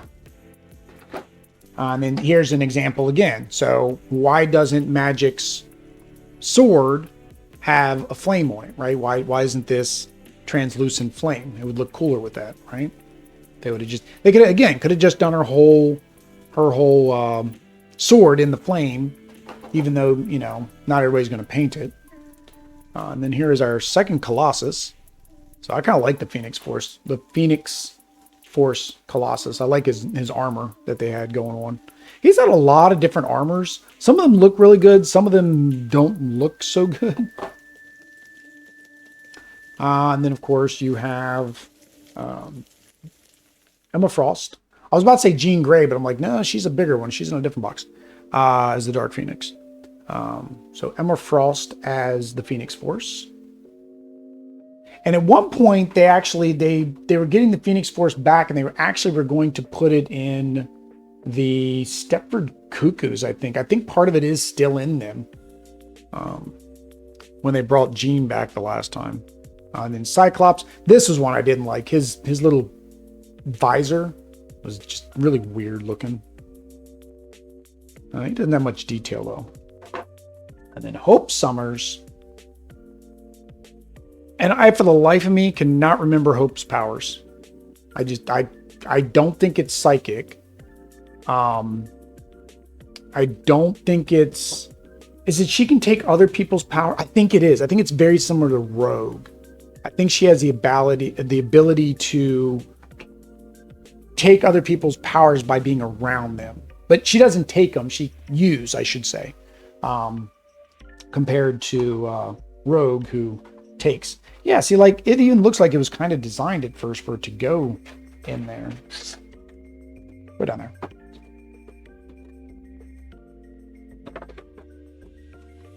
All right. So that looks interesting. That's going to be fun to play. All right. Phoenix 5. All right. All right. So we are on to the big boys. Is that upside down? No. Days of Future Past. So of course we get another Wolverine. We're going to have plenty of Wolverines by the time this is all said and done. This one, though, the most exciting part are the not so many Sentinels. This was like probably the most exciting thing that they released. People were waiting for Days of Future Past, but nobody was expecting the Sentinels the way they did them. Welcome to Project Nimrod. Days of Future Past mode. The Sentinels I know can be added to any mode. Sentinels Activation Protocol. They basically do different things, like they can pick you up and then you have to spend an action to get released from them. Things like that. So they kind of just hinder what you do. All right, so that's your Sentinel markers. Your Sentinel board. Special setup. Give each player a Sentinel Activation Protocol card. Randomly assign the Sentinel target tokens to different heroes. 2 heroes return Sentinel 3 to the box. 4 heroes. 1 hero starts without a target token. Nimrod starts the game out of play. Nimrod enters play when the villain's starting location at the end of the hero's turn in which the last Sentinel was defeated. It immediately plays its master plan. So you're basically playing against the Sentinels. Once you defeat them, then you go there.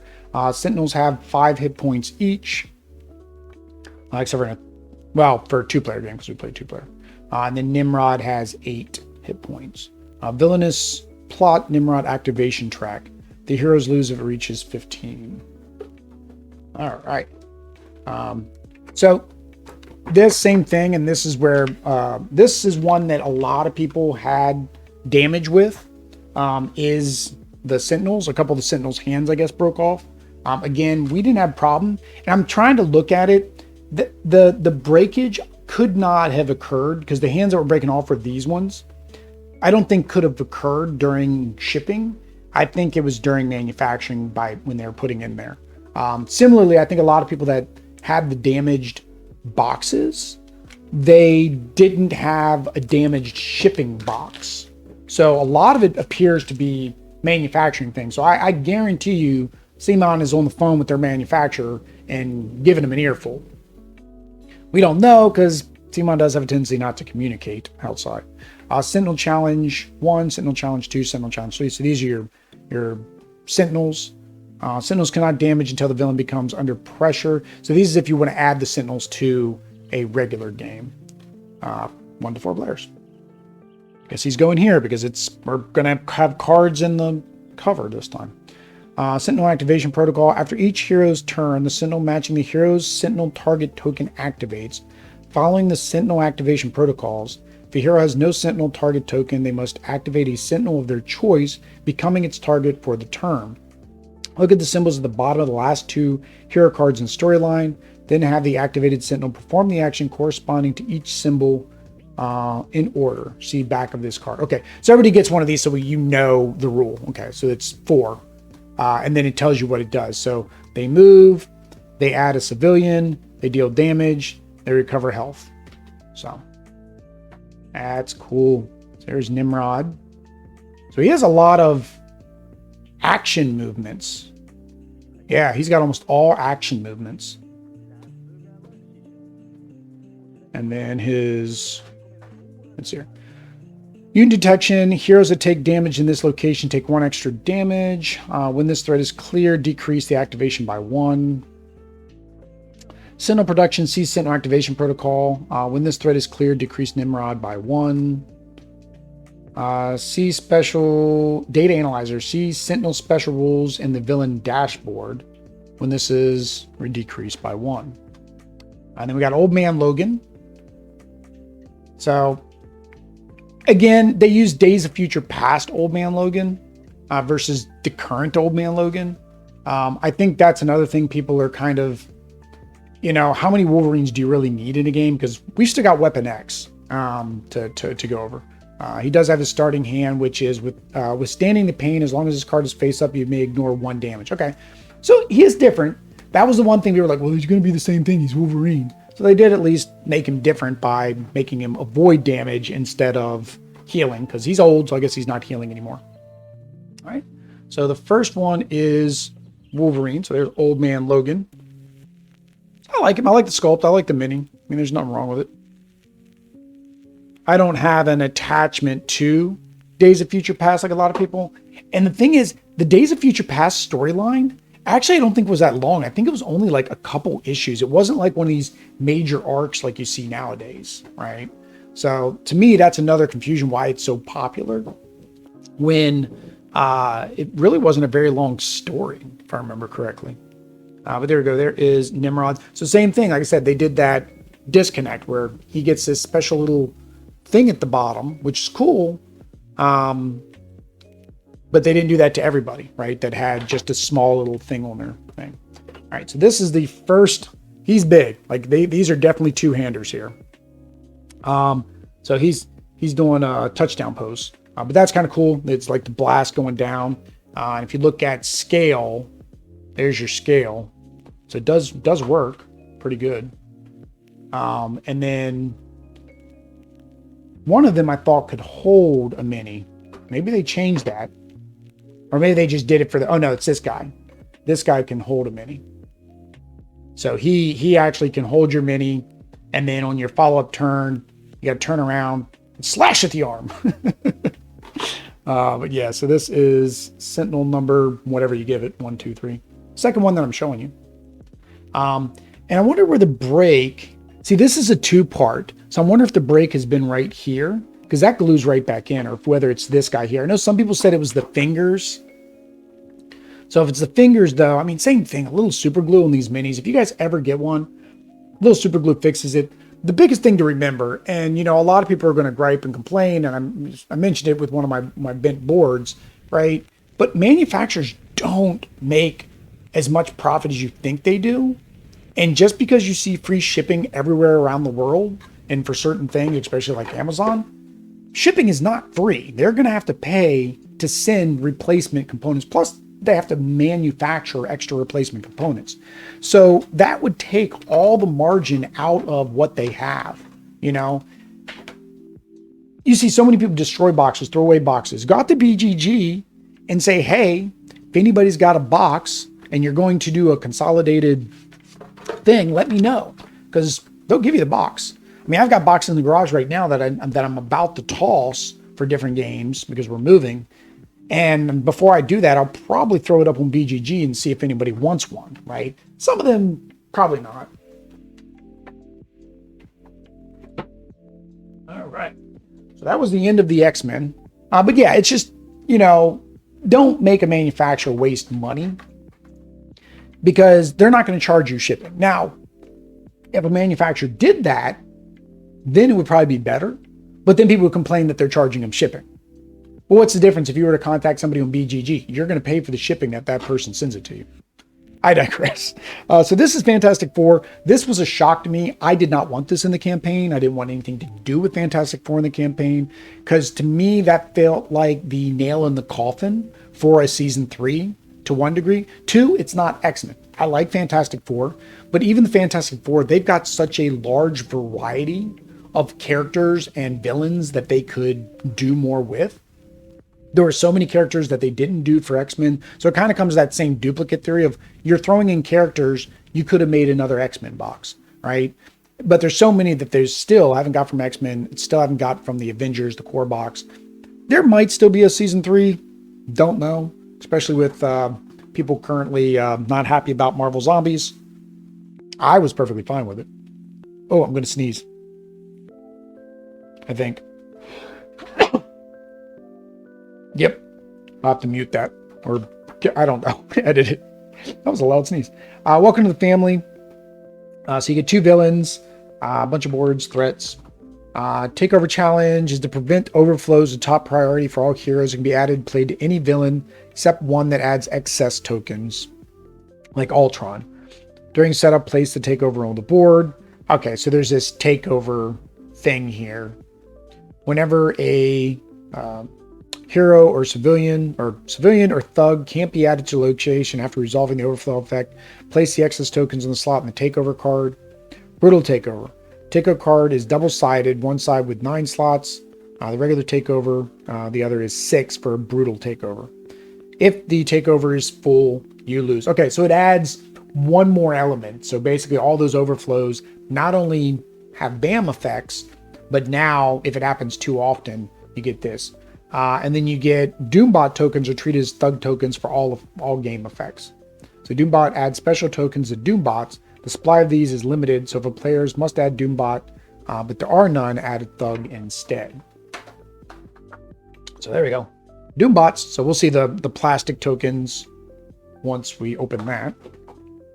Here are our Fantastic Four boards. Already mentioned, do not like that they did that because random means basically I'm doing it blind if I want to do random locations. I guess you could use a randomizer. There's probably one out there. I'll have to check. If you guys know of a randomizer for locations, let me know. Baxter Building, Latveria, 4 Yancey Street, and Mount Wundagore, which has... oh, they made it black, I guess, because it was hard to see. It's not a... Oh, no, that's a misprint. Yeah, it's a misprint. It should have the symbol. It doesn't, because each hero at this location must discard all cards in their hand and draw the same amount of cards. This does not KO. So yeah, this is supposed to be... All right, so that's a misprint. Okay, so anybody else that has one, that's a misprint. If I have to see if it's a misprint, I have to remember to see if that's a misprint on the cardboard cards. Probably, they're printed the same file. So here we go. We have the Super Scroll villain. It can't be damaged as long as there's crisis tokens. Special, here we go, the Doom. As long as there are any Doom bots in Doom's location, he can't be damaged. Once per turn, a hero can forfeit 1 action to discard 1 of their crisis tokens. Heroes cannot affect the master plan deck in any way. Ooh. Bam, deal 1 damage to each hero in Doom's location, plus 1 damage to each hero location with anything with a Doom bot. Then increase the Doom track, which is another lose game condition. No special starting. Latveria must be the villain's starting location. Don't place a threat card in Latveria. Replace all thugs with Doombots. Doombots are treated as thugs. Okay. And no, the top insert did not get any thicker. So we have 2. This one's weird. They actually broke it into 2 decks. The other ones, it was just all wrapped in one. Eh. Doom, you're too hard to get into. There we go. All right, so Crisis, Takeover Challenge.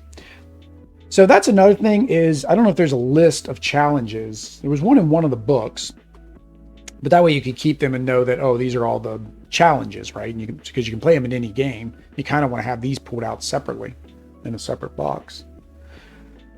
Super Scroll, bam, bam, bam, bam, bam, bam, bam. So he is an all bam. Yep. Super Scroll, well, he bams for everything except for when he has a power. And then he doesn't bam. Each thug in this and adjacent location requires 2 damage. Each civilian requires 2 to be rescued.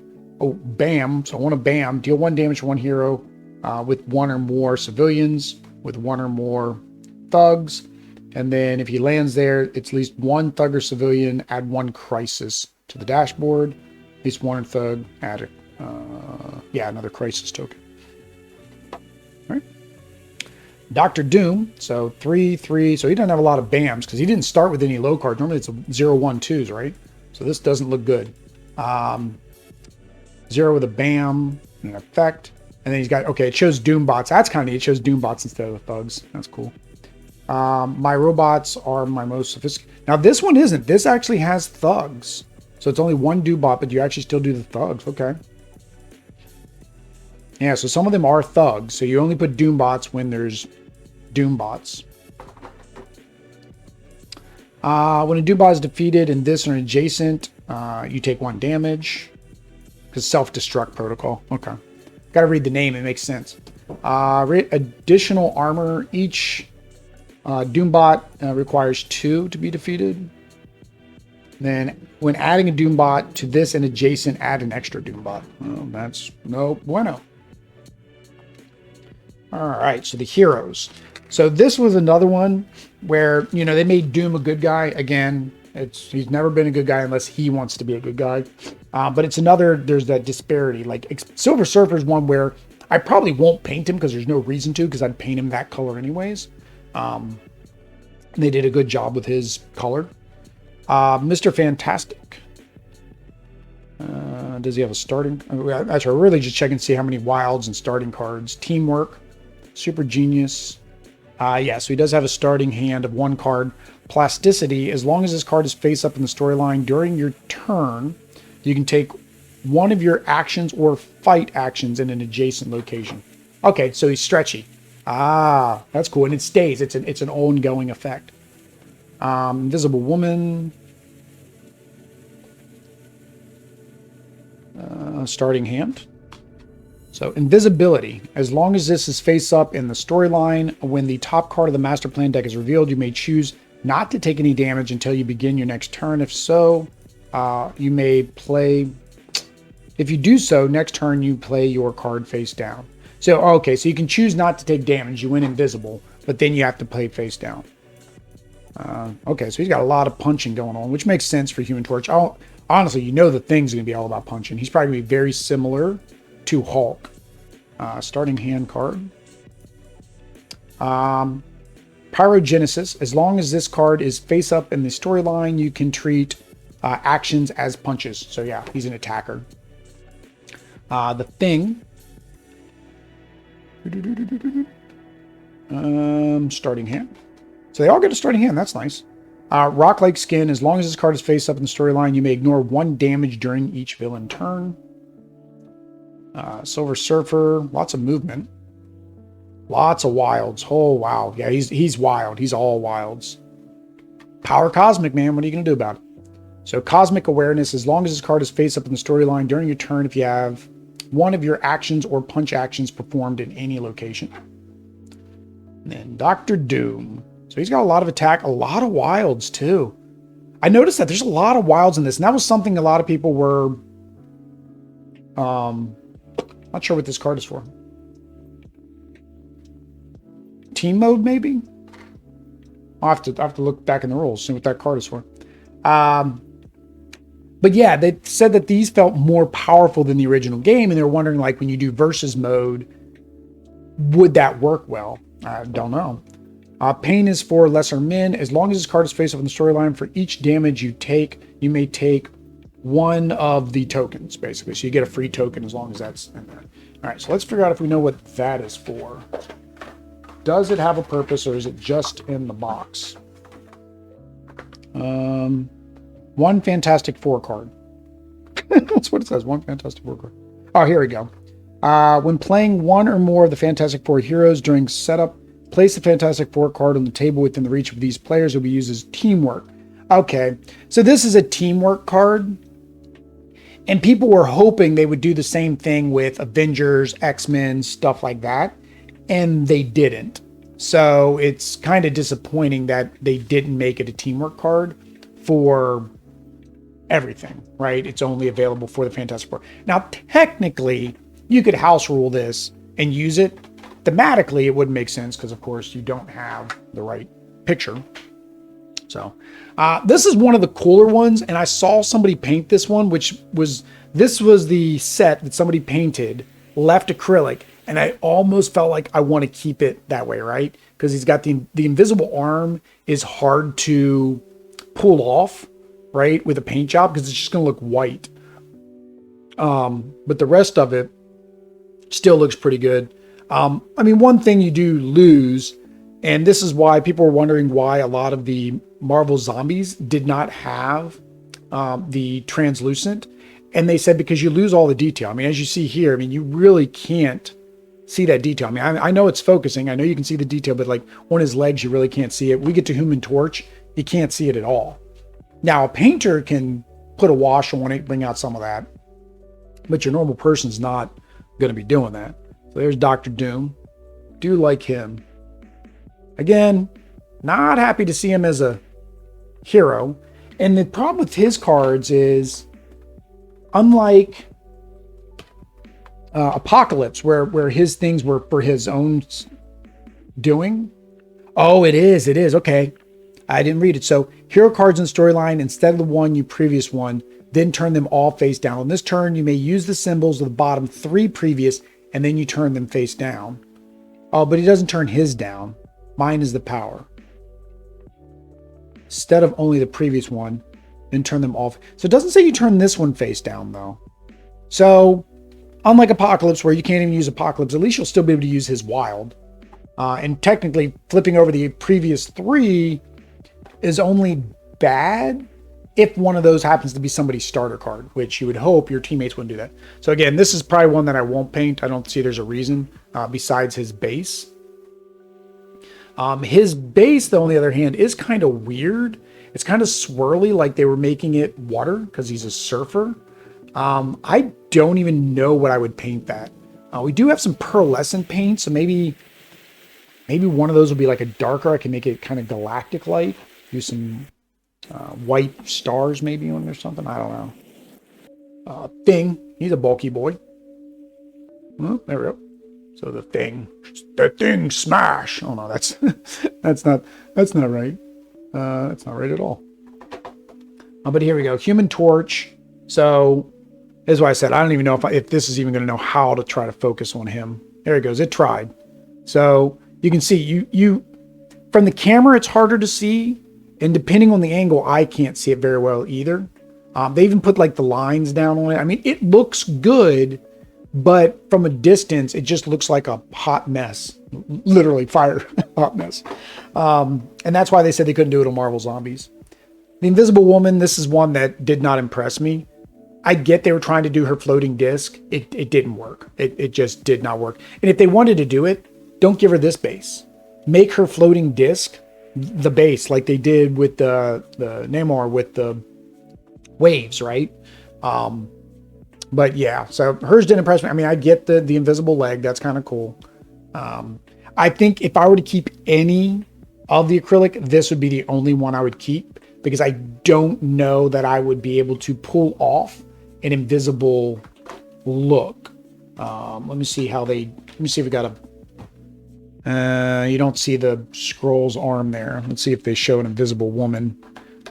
How they did the art. Yeah, so they kind of did like a white, but it's still kind of see-through, right? Because that's how else are you going to draw invisible, right? It's still kind of see-through. Like, and that's the other thing. They could use any of the art that they had. If they wanted to do that, decided to use this one with the disc at her feet. Instead, it would have been better. This would have been a better one. Make half of her transparent or invisible against the wall. right? That would have been cool. Or even this one, have her use the, like have a disc in her hand instead of her standing on disc. Again, bad model choice, unfortunately. And then last but not least for this box is Mr. Fantastic. There he goes. So he just looks really weird stretched out, because the thing with the Marvel United is, you know, they're chibi, right? They're supposed to be chibi. Well, he loses his chibbiness because he's all stretched out. So he kind of looks goofy to me. All right, so that is that. Is this a topper or bottom? This is a topper.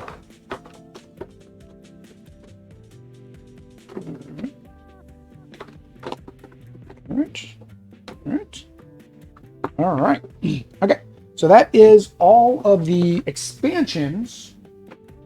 So we will go through the heavy add-ons. Oh, these we'll do pretty quick. These are heavy. These are actually heavier than any of the other boxes. This one box here, that one's not. And then we have more locations.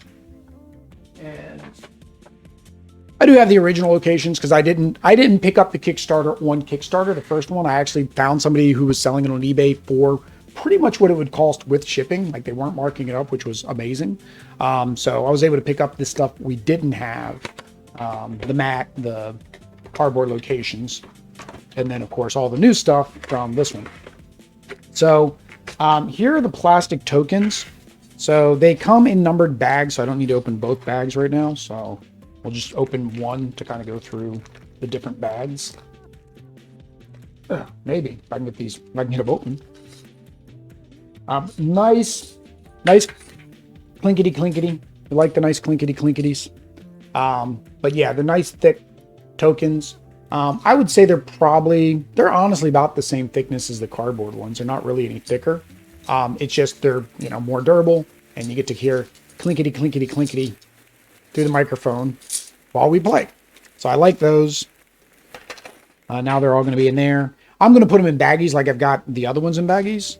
I may just toss the originals. I don't know. Well, maybe not. Oh, lost one. We lost a hit point. I don't know why I just opened that. That was another number 3. That was another number 3. That's a 3. That's a 3. That's a 3 that's already open. Yeah. I don't know why I even poured that one out. I'm going to do this later. So this is number 1. Should we have started in order? Going with 1, 2, 3. Some of these symbols I don't recognize, so they're definitely for different characters. That one just came out the bottom too. I went through all that effort to open you, and you did that. I like these. I like these. I wasn't sure for Marvel Zombies if I was going to pick up, like I had gotten these already, and luckily I did, because I wasn't sure if I was going to pick up the plastic pieces for Marvel Zombies, but once I got these and saw these, I was like, oh yeah, I definitely want them. Just the feel, it feels better than cardboard. So it just makes it feel more deluxe. So these are your Sentinels. These are your plan. So I forget what these are for, but there's your plan. 1, 2, 3, 4, 5. These are the little stopwatch thingies. Maybe these are easier to open somehow. Not really. Yeah, because some of these will go in the box with the character that they belong with. Like here are Iceman's tokens. So same thing, they only gave you 3. And then the X-Men team-up token. Now that's my only complaint now that I just see that. This was in both boxes, the blue and the yellow, but they only gave you 1 instead. Your press passes, your team, same thing here with your team-up mode. You only got 3. Again, not a big deal. You leave cardboard in one and you have the other one in the other. So, don't know which of these go to. Little fire wing ball things. Senator Kelly and the tracker for the core box. These are 2s. So these have the Doom bots. There's a lot of Doom bots. Doom bots. What else is in here? Activation locations. Yeah, these are nice. Activation locations, Doom bots. I don't know what these are. I don't know if I've seen these in anything. So maybe this is in the stretch goal box.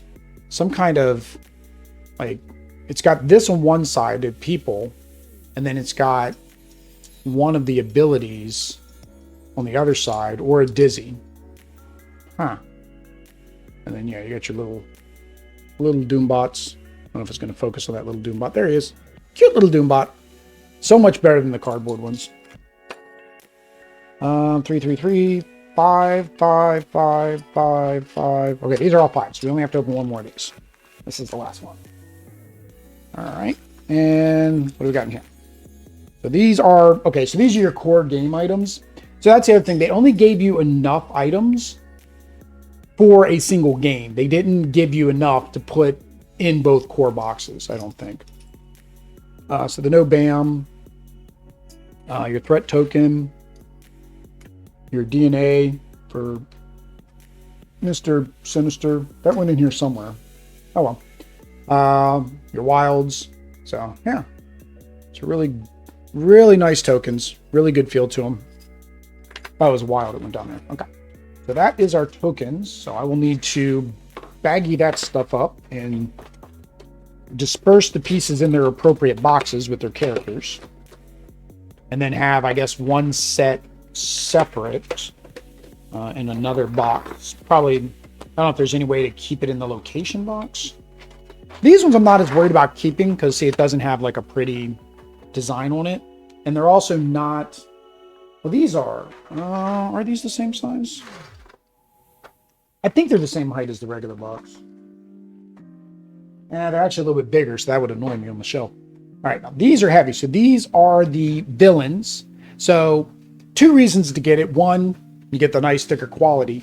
2, you don't have to go online and print out the supervillain mode for all of the characters, right? So that's why I went ahead and picked them up. Again, I like the box. The box is nice, but once you punch these out, they're not going to go back in here very easily unless you keep these, right? So if you keep this and then try to stick it back in here, right, and then keep it like that, then you would be fine. But yeah, so you get the main side here, and then you got your supervillain. So now you have your supervillain side on the other side, and then the thickness, you know, much better. Now again, cardboard can warp as well, but having this little bit thicker material means that, you know, when you're playing, it's going to stay there, right? It's going to sit where it needs to be on our playmat, which really love the playmat. I don't know if you guys have been taking notice. Really like that. These fit very well on it. Things slide on it very well. We want to look at replacing our Jasper cover with something. So I'm thinking a speed cloth or something like this would actually be what we'd look into. Don't know if we're going to put a design like our mascot on it. Probably should have our mascot on it, but I feel like he'd be too overpowering. So maybe if I do get somebody to make us a line art of him, where it's just like the outline in pink, maybe do a purple background. Don't know. So let's do it. Let's do it the other way. That way we can see the supervillain stuff, because that's really what's new is the supervillain mode. So this isn't new. This is just a new board. Nothing new there. These are new replacements for your threats and your weak spots for that. Red Skull. So he's got 2 wilds. Ooh, Taskmaster all wilds, which makes sense. Taskmaster honestly was the hardest in the core box, most people say. Yeah, Ultron 2, Killmonger fighting. Green Goblin, yeah. You're getting a lot because I mentioned earlier in the video when we were looking at BAMs, but Green Goblin, for some reason this doesn't want to focus on Green Goblin. There we go. Green Goblin, for whatever reason, or not for whatever reason, for reasons that they chose, I think some early copies didn't show a BAM on every single card, but then when he came, he had BAM on every single card. People thought it was a mistake. He's hard, so that makes sense why they're giving you all of that for his superhero mode. Ronin, Black Dwarf, Ebony Maw, Proxima Midnight, Thanos. Oh, hang on. Hero starting tokens are all those. Plays a standalone game with no Infinity Stones and power up. Okay, so yeah, which makes sense. I thought that was always capable of being done, but maybe they're explicitly saying don't play the Infinity Gauntlet in superhero mode. Electro and Craven. Also, Electro does not have a superhero mode. Huh. I thought they all did, but I guess, well, he's so far the first one that doesn't. Mysterio has a bunch. And then Sandman, Vulture, and Baron Zemo. Bullseye and Carnage. So Bullseye's got something. The Misdirection supervillain card must be removed from the deck during... Okay, so you can't use Misdirection. I guess it must be broken. Doesn't work right. Corvus Glaive, Dormammu. The special setups are the same. That's what was always on them. Oh, Kang doesn't have a super mirror. So they must know which villains it didn't work on. So I'm guessing something in superhero mode would break Electro and Kang. So they don't have a superhero mode. Although you need a lot of punching for hell. Kingpin and MODOK. And then we already saw Rhino and Venom. So these go here. At some point I gotta, like I said, I'm gonna put all these in their actual boxes to make it easier to find them. But that is not today. Although you, come on, go. Come on, let's make this easy for me so I can continue. Woo! That went in quick. And then that popped out. Yeah, because I'll have to pull out the original sets to be able to put them all in. I am going to put the X-Men in that one, just so that way we can see how it fits. That way you guys, if you guys are wanting to do the same thing, you guys can get an idea of how much can fit in there. Since we're not really doing a reboxing like we normally do reboxing. All right. And then here are the X-Men cardboard tiles. So we already saw the superhero modes because, right, we flipped it over for most of them. And we're going to do it for the stretch goal box. So we'll just kind of just take a quick look at these just to see what all's in here. All right. So you get the Deadpool board, you get your Sentinel board, the Horsemen board, and then, you get all of your villains. Now, what was different is, all right, so you got your threats, duplicates here, right? Because, well, no, these are new. This is duplicate. Hang on. Did I have that in the first box? No, they didn't make this in the first one. Now I think, if I remember, they didn't make this piece in the first one, and people wanted it, so they added it here. We won't need it because we've got this here. But then, okay, so you got your Cerebro and your Hope mode, and then they still kept these tiny, the tiny ones. Now, it's different color on the back. I've never noticed that. Villain attacks every 2 cards. Villain is now vulnerable. Hero draws 1. Oh, hero unlocked this power-up card. Okay, so it's for Infinity Gauntlet. It's the other side of Infinity Gauntlet. Okay. And then, so you get duplicates. So you have duplicates of these. And then Spiral.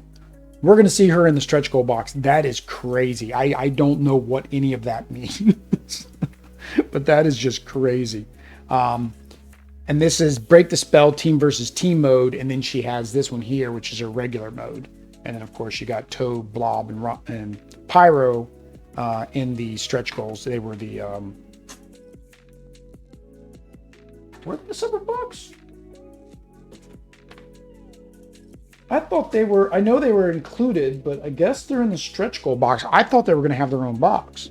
I just realized that. I don't know why I didn't notice that they didn't have their own box.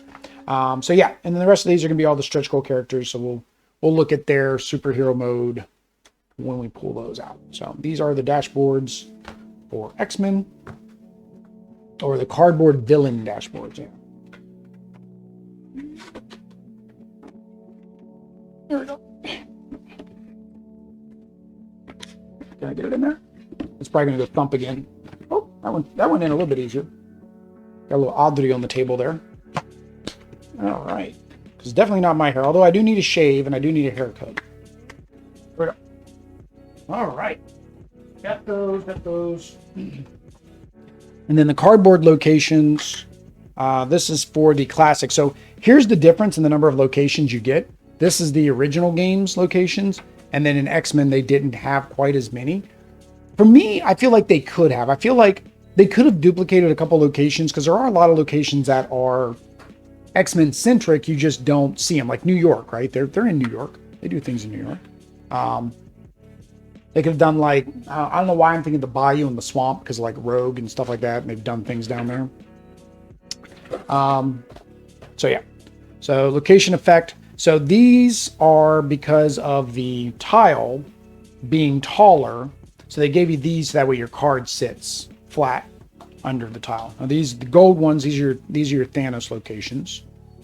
So our Thanos locations. And then so the rest of the Infinity Gauntlet. So the same thing, they've got them all mentioned on the back, which ones they are. Oh, I said I was going to try to put the boards in there. That means I do need to pull that back out. Because we'll do that at the end. All right, so Guardians. Yeah, so it's just all the locations, all the cardboard locations. Shuri, Daily Bugle. You do want to run through them and check them. Some people said they were getting duplicates. So that's another benefit of putting them in. If you're going to put everything in the box that they came in, then you have that benefit of checking, one-to-one. Do you have any duplicates? Other people said they were getting duplicates of some of the minis as well, which that one really seems weird to me because more than one mini usually doesn't fit in a particular slot. All right, so that is the original set. And then we wanted to look at one of the locations, right? Because it was missing its symbol on the regular location, the paper cardboard one. The thin cardboard, I guess they're all cardboard. Danger Room tile, location effects. So it's nice, for me, it's like, oh, I got duplicates, but it's nice because that way if you didn't get one or the other. So what was the one we were looking for? Sentinel Room, Hangar Bay, Xavier Institute. It was something in one of the last sets, right? It was in was it in the Fantastic Four set? All right, so that one's good. That one's good. Those three are good. I think it was Fantastic Four. It's like, we need to remember to look at this. And I didn't pay attention. Yeah, so even same thing. So Mount Wundagore, it does not have the symbol either. So yeah, it just was missed, I guess, in their proofs and slipped through the cracks, which is, I mean, you figure they look at every single thing over and over and over again, but a lot of times you go blind to what you see when you look at the same thing over and over. If you get a new set of eyes on it, they may find something, but still might miss something else, right? So the question is, how many sets of eyes do you really want to get on it before you push the print button? Because there's got to be a limit, right? Because the more eyes you have, the longer it takes, the longer you're going to have to, do things. The more eyes, the more cost, right? Because you got to pay people to do it. We're going to keep that one out because, we're going to need to put that. We're going to see if we can get see if we can get the location and the boards in there. Somebody said you could get both in there. I don't know if you'd be able to get the locations, the board, and the villain board in there, but we'll try. All right. And last one. Oh, I was struggling to get that out of there. Is the stretch goal box. This stretch goal box is like double the regular box. And I want to think the original stretch goal box was like this big. Much bigger. Much, much bigger. Yeah, so they got Pyro, Blob, and all of them on here. See, I thought they were going to have them as their own box and their own expansion box, but I guess I don't think it ever said that. I think maybe that's just me thinking it. All right, so these are the minis. We know we're going to do the minis last. Let's put this like this. That way the camera tries not to focus on it. So here are those tokens. So multiple man, and then these. Yeah, so these must be for one of the modes. Maybe it's like a TV. Yeah, so it's probably Mojo World. Okay, so it's probably the Mojo World expansion, but Mojo when you're playing him against him. All right. So this one might take a while. All right, so we got, or maybe it's arcade. It's either arcade or Mojo. One of the two uses those tokens. Hero ending locations. With a face down threat turns it face up. If multiple heroes enter the same time, the entering hero with the active one. Threat cannot be cleared in any way. Okay, so he's basically threat, and then you got things that happen. When a hero is KO'd, arcade doesn't activate BAM, instead plays a crisis. Special setup. Heroes can choose Murder World to be their starting location. If they do, arcade's health is decreased by 2. Place face down threat cards on each location except for the villain and hero starting location. Keep the remaining 8 face down in the deck. And then that is the superhero mode. Then we got Avalanche with his superhero mode, or super villain mode. He's not a superhero.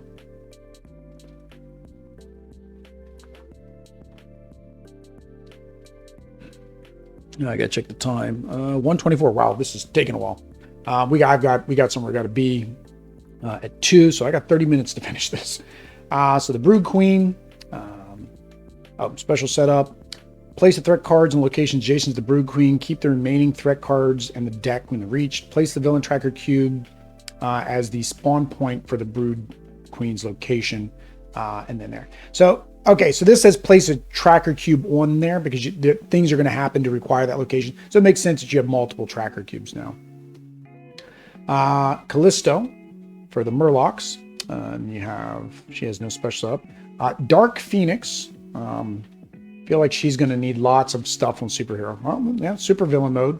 Not much, actually, so maybe she's easier than I think. She should be hard. Special setup, replace all civilians with thugs in every location. So basically, it's just a whole bunch of thugs. You have no civilians. Deathbird, so more Shi'ar. Special setup, no more than 3 locations chosen may have more starting thugs than civilians.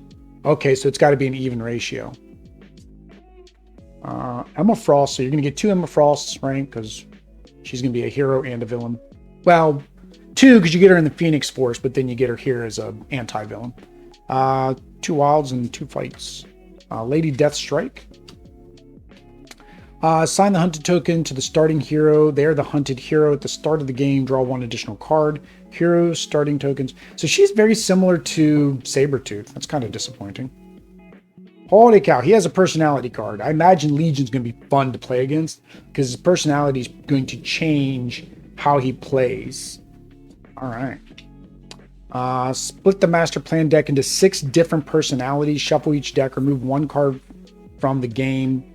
Stack the 6 decks face down from bottom to top. In-game chain. Time sync. The Nazi Doctor. The Clown.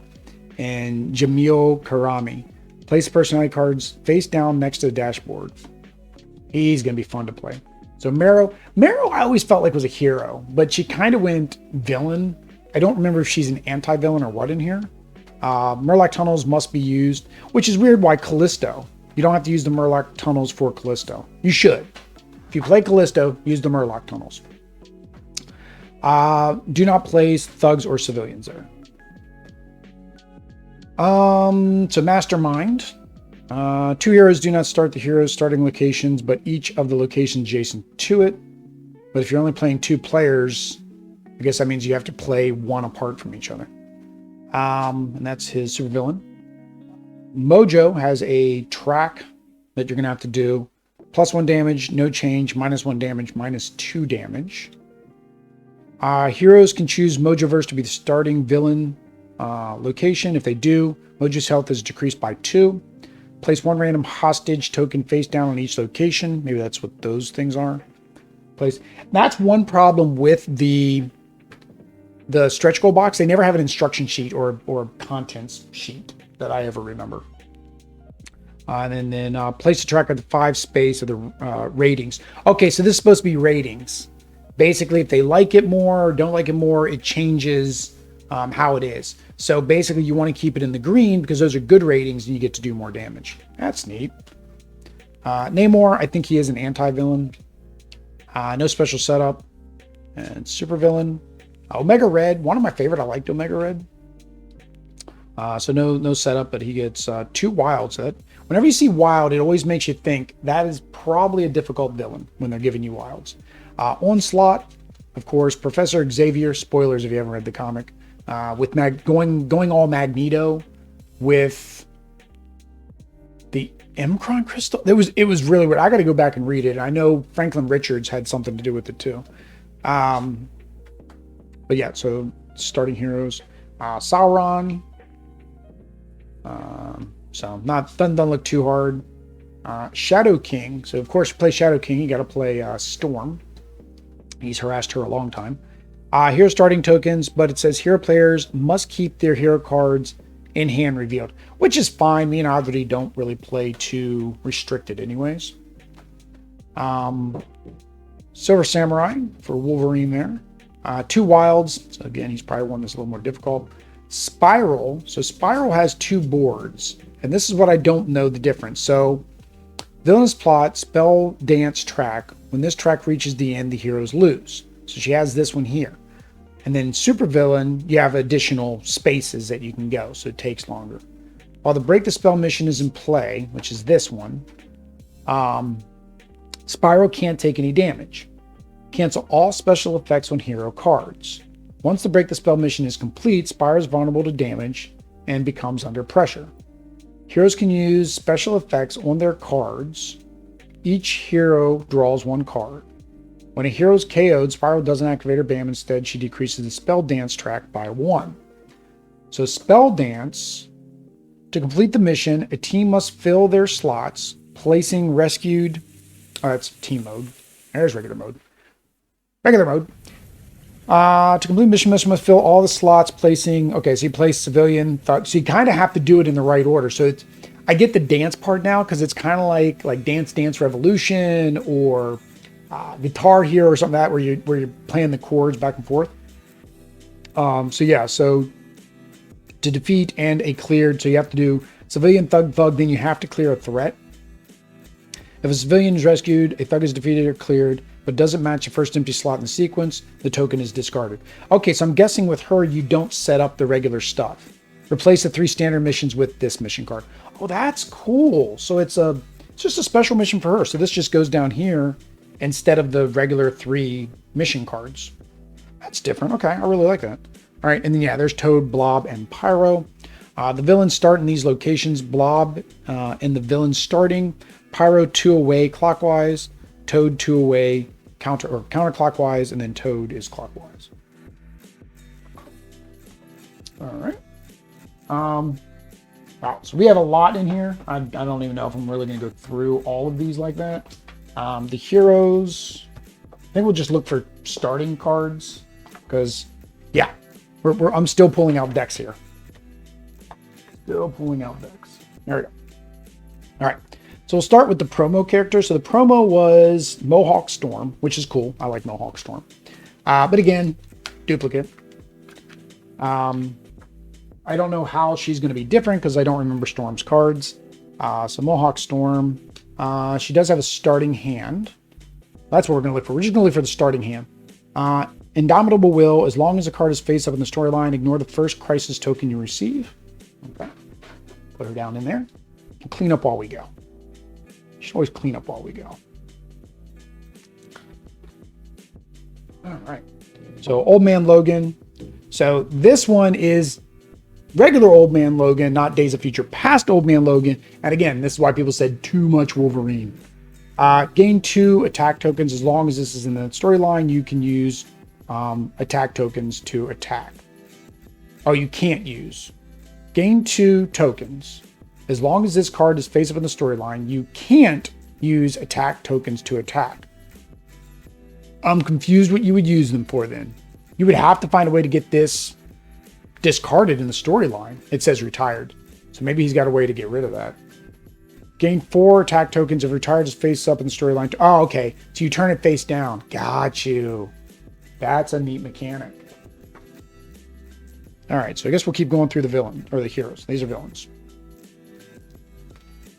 So just that way we can see which heroes we're going to be looking at the minis for. We'll just kind of go through the deck so we can see them.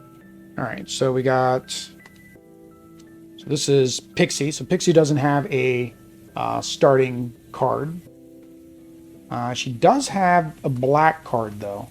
Teleport spell. You and all other heroes in your location must move together to another location. Okay, so I'm guessing it's a must because the black text seems to be a must action that you have to do that. All right, so here is Rachel Summers, and she does have a starting card. So they got her as Phoenix instead of Rachel Summers, but it's Rachel Summers. Uncanny Power, as long as this card is face up in the storyline, other heroes must ignore and skip Phoenix cards in the storyline. Oh, that means they can't use her thing. Does she have a way to flip that back over? Oh, wow. Look at that. Wild, wild, wild, wild, wild, wild, wild, wild, wild, wild. Oh, it's because she's all wild. That's why. All of hers are wild, so they have to stop everybody from being able to just use her wilds. That would definitely make a more complicated game. All right, so we have, what is this, North Star? Yep, North Star. So some people, I was one of them, like I would have liked Alpha Flight to get finished. So Alpha Flight and Excalibur, they didn't finish. So unfortunately, you can't do a full team. Flight, as long as the card is facing the storyline, when you perform move actions, you can bring another hero with you. And then Nightcrawler, one of my favorites, does not have a special. But he does have a couple, take everybody with you, you must do. All of his are black. Okay. And then we got Namor as a good guy. No starting cards. A lot of movement and action, it looks like. A couple wilds. We're getting through these a little bit quicker because there's a lot of them. I think these are more villain cards. Yep. Multiple man, starting hand. Kinetic duplication. As long as this card is face up in the storyline once per turn, you may dupe any token. You may use action and fight actions as if they were dupe locations. Okay. So those are the tokens. There's little duplicate tokens for him. Mirage. And we got Marrow. So she is an anti-villain then, so she can be played as a hero. I've always seen her as a hero. I know she went to the Murlocs for a while, but she really wasn't a villain. Dual Hearts. If this card is face up in the storyline, you're about to KO. Instead, discard your last card. Flip this card face down. Draw one card. Magic. Another one of my favorites. Fan favorite, right? I guess as well. Mystical Armor. As long as this card face up in the storyline, you have any crisis tokens at the end of your turn, you may discard one.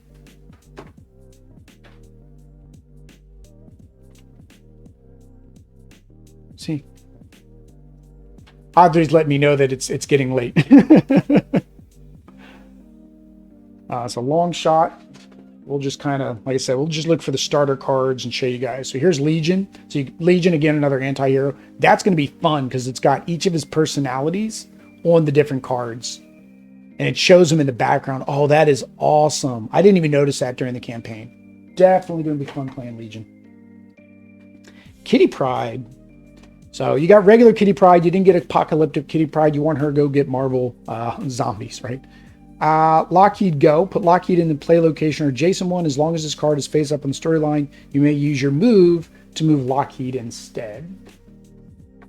That is now bigger than that slot. So, and then Havoc doesn't have a starter hand.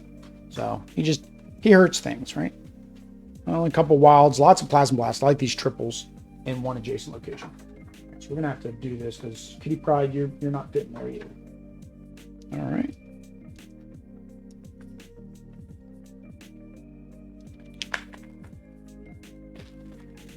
All right. So we did get Gwenpool. She just wasn't in the Deadpool box. Starting hand. So Gwenpool actually can't die because she's actually from our world and goes into the comics and knows the comic stories, and that because she's not supposed to be there, she can't die. It's kind of weird. She gets a Land Shark. Jeffrey the Land Shark, as long as it is face up on your turn, you can deal 1 damage to a thug or a henchman in your location that you did not damage this turn. Then we have another Alpha Flight. We have Guardian. No starting cards. Oh, he shows his robotic side.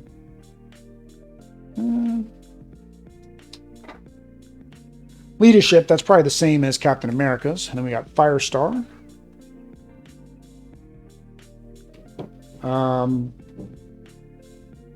I'm confused. So she has 2 different color cards. She has... Are they all different color when they get to their ability cards? Or is she the first one I've noticed that on? Okay, well, her ability cards are a different color. I don't know if I've noticed that before. We'll check on this one. Maybe it is. Maybe her colors are just very different. So here's Feral. No, they're the same. I don't know. That's so weird with Firestar. Phantom X is weird. He just popped out of nowhere. Like one time when I was reading a comic. He has 2 starting cards. Misdirection, as long as it's in the storyline, the top card of the Master Plan deck is revealed. You may immediately move to an adjacent location. Cybermind, as long as this card is face up in the storyline, end of each turn, you may perform an action or a fight at their location. Okay. Okay, she doesn't have a starting card. So Emma Frost. I would think she would have like a lot of defensive type stuff. 3 cards in your hand, you cannot take damage. Yeah, so prevents damage. That makes sense. Dupe. Why? Because, well, it's dupe. So he's... I don't really get his point. At the end of your turn, swap this card with another card in the storyline. So that's kind of good. Those swap cards in the storylines come in pretty handy. Dazzler, and they did the classic Dazzler. Like, they were really back in time with Dazzler. Kind of like Rogue.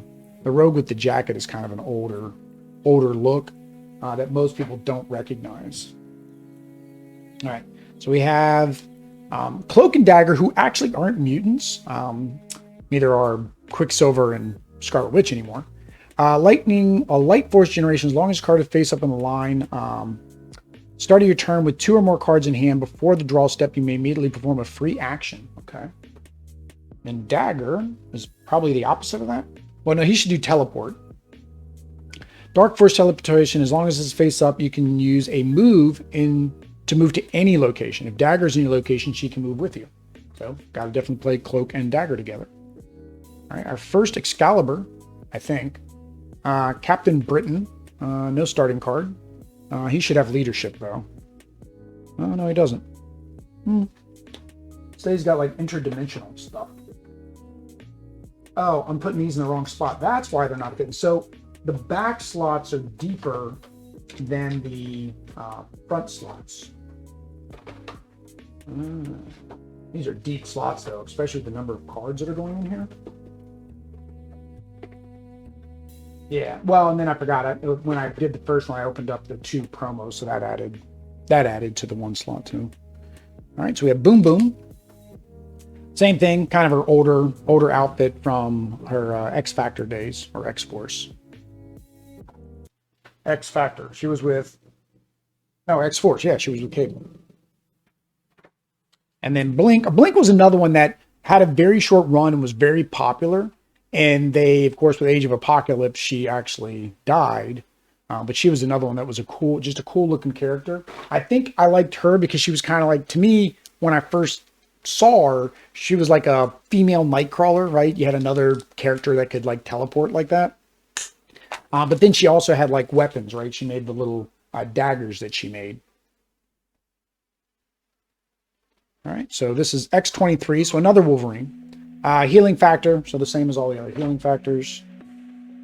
And you got Wolf's Bane, no starting card. And here's, all right, so we get another Wolverine. So here is Weapon X Wolverine. Same thing, healing factor, except for he can ignore damage instead of heal. Warpath, no starting card.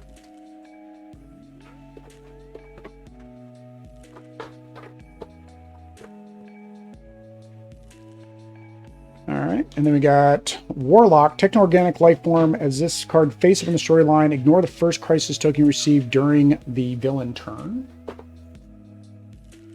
Warlock was another one. Again, these are the X-Men. I like them all, but he's another one. Sunspot, so again, they went classic Sunspot. Sunspot actually finally got so... His mutant power evolved that it gets so hot now that he basically just turns into, like, pure, I guess his... What is it? Plasma? Right? So he's like black and yellow and just spots and stuff. It's kind of hard to explain. If you see it in the comics, you know what I'm talking about. And then you got Sunfire, which is your Japanese version of Sunspot, kind of. He was way before Sunspot, though. I think he was in the comics way before Sunspot. You got Strong Guy. So these are X Factor, and when they were releasing all the X Factor ones, people didn't like them. But they kept adding. I'm like, oh, they're adding all the X Factor characters. And they were like the first stretch goals. And I liked it, right? That was good for me. A lot of people didn't like it. So Spiral is going to be an anti-hero. So teleport away, gain a wild token as long as this card is face up. Top card is revealed. You may discard one action token to move all heroes to another location. Okay, so you can get out of the way of the impending doom, as it would be. Snowbird, so another of Alpha Flight, mystical resistance. As long as it's face up, you can't be forced to do random cards. All right. And then, so we're getting more of the rest of the Alpha Flight. So we have Sasquatch. And we have Puck. Compressed rubber physiology. As long as this card is face up, you ignore one damage dealt by henchmen and villains. And yeah, we're definitely too big for these slots. And then Polaris, of course, was one of the first ones they revealed for the X Factor expansion. Well, mini expansion? Like I said, it was the first set of stretch goals. Yeah, these definitely don't fit. All right. So this is this.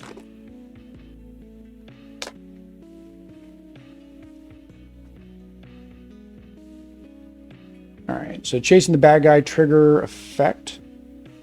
Getting up stronger. Comeback is kings. What are these? Superhero. Oh, these are the superhero cards. So the additional superhero cards that you get when playing superhero mode. Yeah. So then you got Lady Dice Strike. She's got some. All right. So she's got different henchmen. She's going to be Bonebreaker, Pity Boy, and so forth. Oops. And then this is Legion. So Legion has his own, like I said, he's got these special deck. So his threats are based on his personalities. Or no, this is his personality deck. And then these are, yeah, so split personality, alpha, beta, gamma. All right, so you just have to complete each of his personalities. And then these are each of the personalities activating. Nazi Doctor, the Clown. Yeah. Oh, where did it go? All right, and then Marrow. So hers are just completion. Oh, she's got one that's a move and an action. And then Mastermind. All right, so his are all action completions.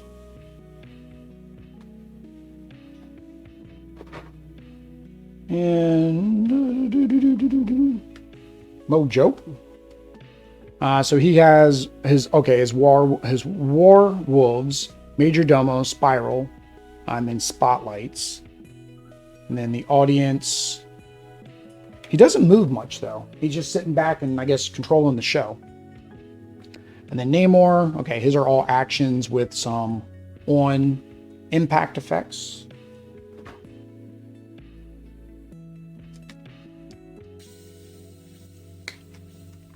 Yeah, most likely I'm going to end up splitting this video in a few minutes. For you guys won't notice because it'll just be continuation, but the scenery might change. Like, it might be dark. Because I do need to get off here so we can leave. So Deadly Trap. All right, so his arcades are pretty easy because his only require 2 to complete. A lot of those other ones were like 4s. So arcade doesn't seem to be too difficult. I think his Murder World is where that comes in. Aftershock, so 3 3s. So yeah, same thing, action effects to get rid of Avalanche.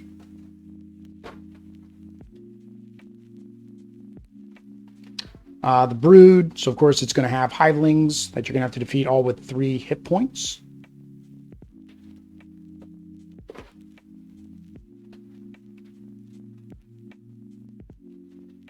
Callisto, so yeah, she's got Caliban with her, Marrow, Mask, and then she's got the Morlock Tunnels. So some henchmen along with actions. Dark Phoenix, so actions. Okay, so all the Dark Phoenix are action ones. Here's take damage, take 1 extra damage. So yeah, just negative effects. And then her cards all have some type of special ability on them. All right. Yeah, Deathbird, of course, going to have her henchmen because she needs the Shiar. Oh, she only has one henchman. One henchman, and the rest are just locations with effects. Okay. And then illusional Namor, illusional Sabretooth, illusional magic, illusional. All right, so she's making illusions of the people, and they act like who they are. So 5, 5, 4, 4 hit points for Emma Frost. So that was Emma Frost, if you guys couldn't tell from before I started going through them. All right, so here is our last deck, and then like I said, there'll be probably a cut right after this, and then we will come back, or I'll come back whenever we're back from what we're doing, and I'll show you guys the minis. All right, so these are the super villain cards, which I guess I'll just go down there. All right, so Omega Red. Omega Red is just actions, bam and action. So it's a bam on every card, so you have to do it, and there's an action, so it takes effect every single card. Onslaught should be pretty hard, I would think. So actions with bam when he lands on it.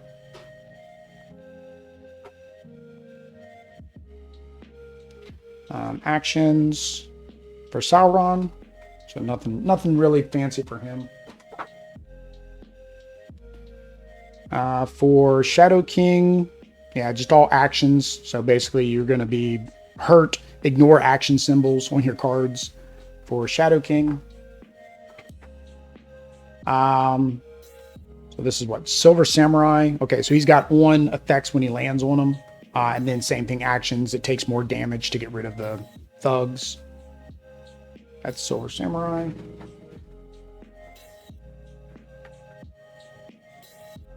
All right, Spiral. All right, it makes sense that hers are just actions because you've got to do so much to be able to complete her special missions.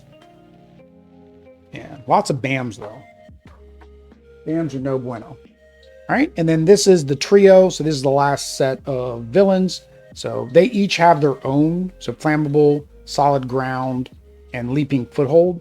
And I'd imagine if their particular thread is still out, it's going to give them some type of ability. And then, like I said, on their card, you're going to go down the list and do what they do. And then you activate both of their BAMs. From what everybody's saying on Board Game Geek, you activate everybody who's on the cards, BAM. So even here, where they drew the line connecting all of them and have this weird line, and the BAM is only in between the two, they say you're supposed to do all three of these, then the BAM. The BAM should have been down here in the center. So it's kind of weird where they put it. All right. So that's that. So there'll be a camera cut right here, and then we'll be back. I'll be back once we get back, and we will go through the minis. All right, so now we're going to go ahead and get into the last little bit that we got to open, which is the actual minis. And I know that's what most people want to see anyways, but I had to go through all the rest of the stuff to get to this point. I did have a good dinner, so as you can see, it is now dark outside. So lighting may have changed a little bit, so we'll see how well this goes. All right, so I guess we're going to start with the bad guys because they're on the top here. So this is Avalanche, maybe. There we go. There we go. So Avalanche. So again, same detail, same great sculpts that we've been seeing with most of the other ones. And see, now I'm going to be drawing a blank for the name. See, if I would have opened these right at the same time, but we are having the same problem with the reds a little bit, where they're kind of harder to pick up. I love that. The scales on this cloak are awesome. Then we got Arcade. So some of them I can remember, you know, right off the bat. Some of them are a little bit different. Oh, that's different. He's got like this little banister behind him.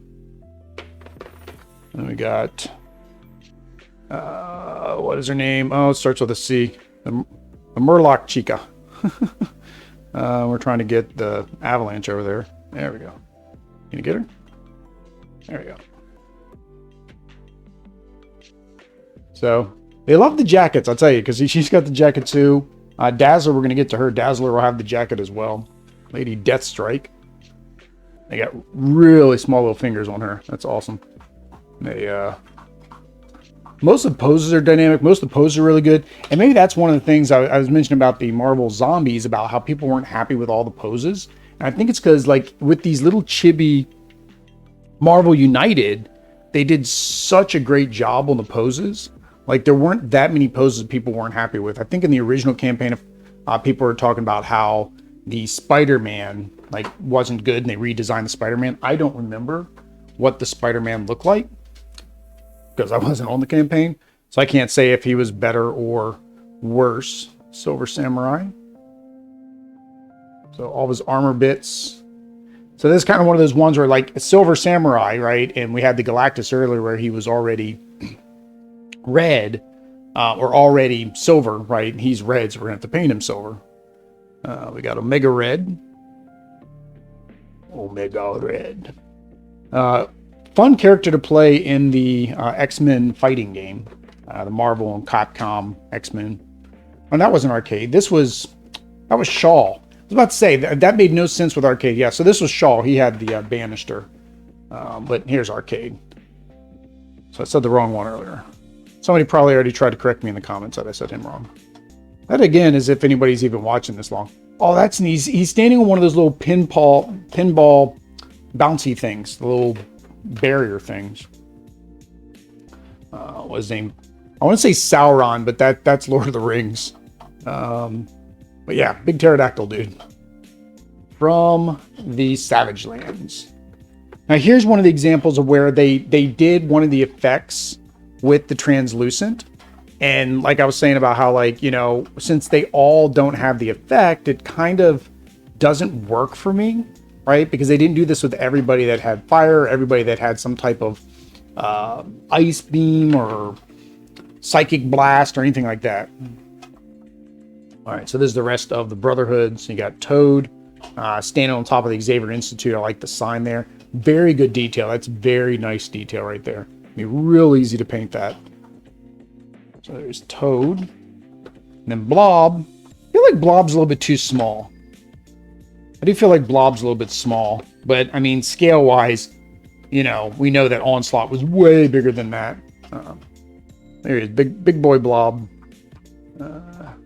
Not much to Blob. He's just a big round boy. All right. Ooh, now Mojo. Mojo's got it going on, though. He's got lots. Got the same kind of tail technique that Doc Ock had. But yeah, lots of detail on him. His hands, same thing. Nice claw-looking hands. This thumb, though, is kind of weird. I don't know if that's... He's kind of going back like this. Wonder if he can hold the Cosmic Cube. Curious. Not really well. I thought maybe his thumb was like that for a reason. No, it's just weird. His thumb is just weird. Then we got the Brood Queen. I would have liked some little broodlings. That would have been kind of cool. Somebody might make some 3D printable. Oh, didn't even know it had wings. Got little wings on it. It's got the spikes down the back. What about on the bottom? Has it got like eggs or anything? No, just dirt. Onslaught. So again, he's one that's a little bit small for what he represented in the comics. I kind of feel like they dwarfed him a little bit. But I think to really try to represent him, he would have been almost as big as the Sentinels in terms of size. I don't think he was quite that big, but he was a big dude in comparison. You know, this is saying he's like 2 of Pyro. And I want to think he was more like 3 to 5 times the size of the other mutants. And then, of course, we have our Flamingo, our Fire Flamingo. So this is one thing that a lot of people weren't happy with in terms of a sculpt, and they did not change it. It's still got that crazy neck flamingo thing going on for a phoenix. This doesn't look like a phoenix head. It really doesn't. And it doesn't do this model justice. Like, it looks cool. The one from Marvel Zombies looks really cool as well. But I think they should have gone back and changed that sculpt. I know they have to go through licensing and they have to contact Marvel, and Marvel has to approve it and stuff like that. But there is no way that if they came up with something better than a flamingo head, that Marvel would not have approved that sculpt. So these ones have plastic between them, right? So we have Legion. So these are our anti-villains, you know, whatever. Sometimes good, sometimes bad. Do like Legion. He's got the, you know, big old, I want to say mohawk. It's not mohawk. Not an afro either. What was the big box? I guess box cut, right? That was the same as like Kid and Play, right? The big box cut. So he doesn't have much going on with him. Oh, he's on a brain. I just noticed that. Okay, I was gonna say he doesn't have much going on, but no, he's on a brain. So that's actually really cool. Very fitting for him. And then we got Emma Frost. So because of course she can be a good guy, a bad guy, or a bad guy with the Phoenix Force. So she's technically 3 versions of her. You can only play 2 at a time unless you bought 2 sets. Oh, that's kind of neat. They did like diamonds down here at the bottom. But again, this is one of those instances where if you wanted to show these off as diamonds, these crystals, this should have been the translucent instead of what they did there. Marrow. So pretty cool. She got a couple bones sticking out here and there. What is she standing on? Okay, she's standing on a sewer grate. I don't know if you guys can see if it'll zoom in on there. There you go. So she's standing there on a sewer grate, so that's kind of cool. Like I said, I love the bases. Love that they do this details. I hope they continue in future games that they create. We have Spiral. So I know most of their names. I think so far there's only 2 that I've screwed up on. One, I can't even remember her name. The one from the Shiar. I can't remember her name. But yeah, look at those swords. Tons of swords, tons of action going on. Just a regular, she's standing up on a rock. And then again, so same with both Namors. Oh, this might need a little bit of heat to get that straightened out. They put him on a water base on both of his. But again, like I said, it's not consistent. It looks cool, really does. He's jumping out of the water, very dynamic. But when it comes to painting, you know, what do I want to do? Oh, he's got scale underwear on. Then we got there's magic. So, yep, there we go. So magic, and I think she's got, yeah, she's standing on a demon portal. If I remember correctly, somebody in our Marvel Zombies, did she make it in Marvel Zombies? I can't remember. Somebody's got like hands coming out, like zombie hands coming out from under. I think it is magic in Marvel Zombies. So I think I was looking for that here, but instead it's just the demon portal. Sunspot. There we go. So Sunspot. So again, the classic Sunspot. So he doesn't have much to him because he's just he's just an outfit and a what is that? Bandana across his eyes, like the Teenage Mutant Ninja Turtles. Warlock, he's always cool. So he's gonna be fun to paint because of the techno organic, right? Because it's like the yellow and black, which I think I'll probably do gold and black because it's supposed to be like metal. So he's probably gonna be really cool, really fun to paint. Oh, here we go. Mirage. There we go. But here's another example. See, she's got her arrow here that she's shooting, and it's kind of flame-like, yet it's not the translucent. So it's that consistency again. It did do a good job, though. You got, you know, her ponytail back here. No string, because, of course, she's not shooting actual arrows. And Feral, I think. Is this one Feral? It's Feral or Shadowcat? No. Yeah. I can't remember. All right. Pretty good. Pretty good. Not much. Again, she's kind of simple. Not much to her. Havoc. I'm amazed they got this done with Havoc. So Havoc, we can get this to focus on him. Got to move it to the left. Move it to the right. There we go. They actually got the hoops in his head. They actually got that to work. They put that in as a totally separate piece. That is an awesome job on their part to make that be the way it should be. So this is one piece right there that's kind of glued into place. All right. Multiple Man. Oh, I didn't even know that. I haven't seen these since the campaign. So Multiple Man actually has 2 of him on one mini. So I think that's really cool looking. So you got 2 of them. You got one standing up. And you got one kind of behind. That's really neat.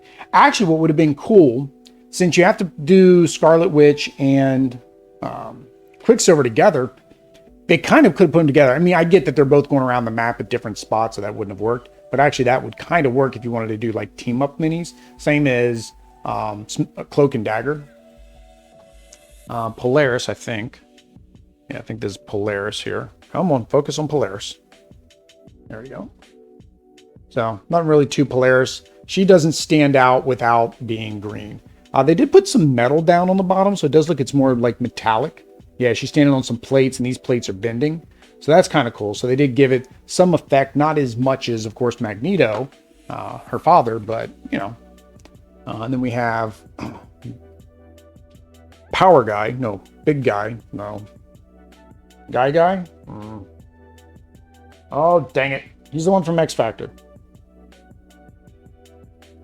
He's the one that it's like, well, we couldn't come up with any other name, so this is the name we came up with. But yeah, so he's kind of cool. Boom Boom. So another example of where she's got her, you know, explosive thing here, and it's not on fire. But again, still a very cool mini. Got her glasses on there. She's standing on some gas pipes. I don't know if that's the safest place for Boom Boom to be standing. This is Blink. Yeah. So Blink, they didn't do her like through a portal or anything, which is kind of, well, I guess they kind of do. She's kind of stepping out of maybe a portal. There's got these swirls underneath of her. I'll have to look at the art to see. And then they don't have her with her signature dagger, so that's kind of a miss. Again, one of the characters I really like. Fire Chica. She's the one that had two different Firestar. She was the one that had two different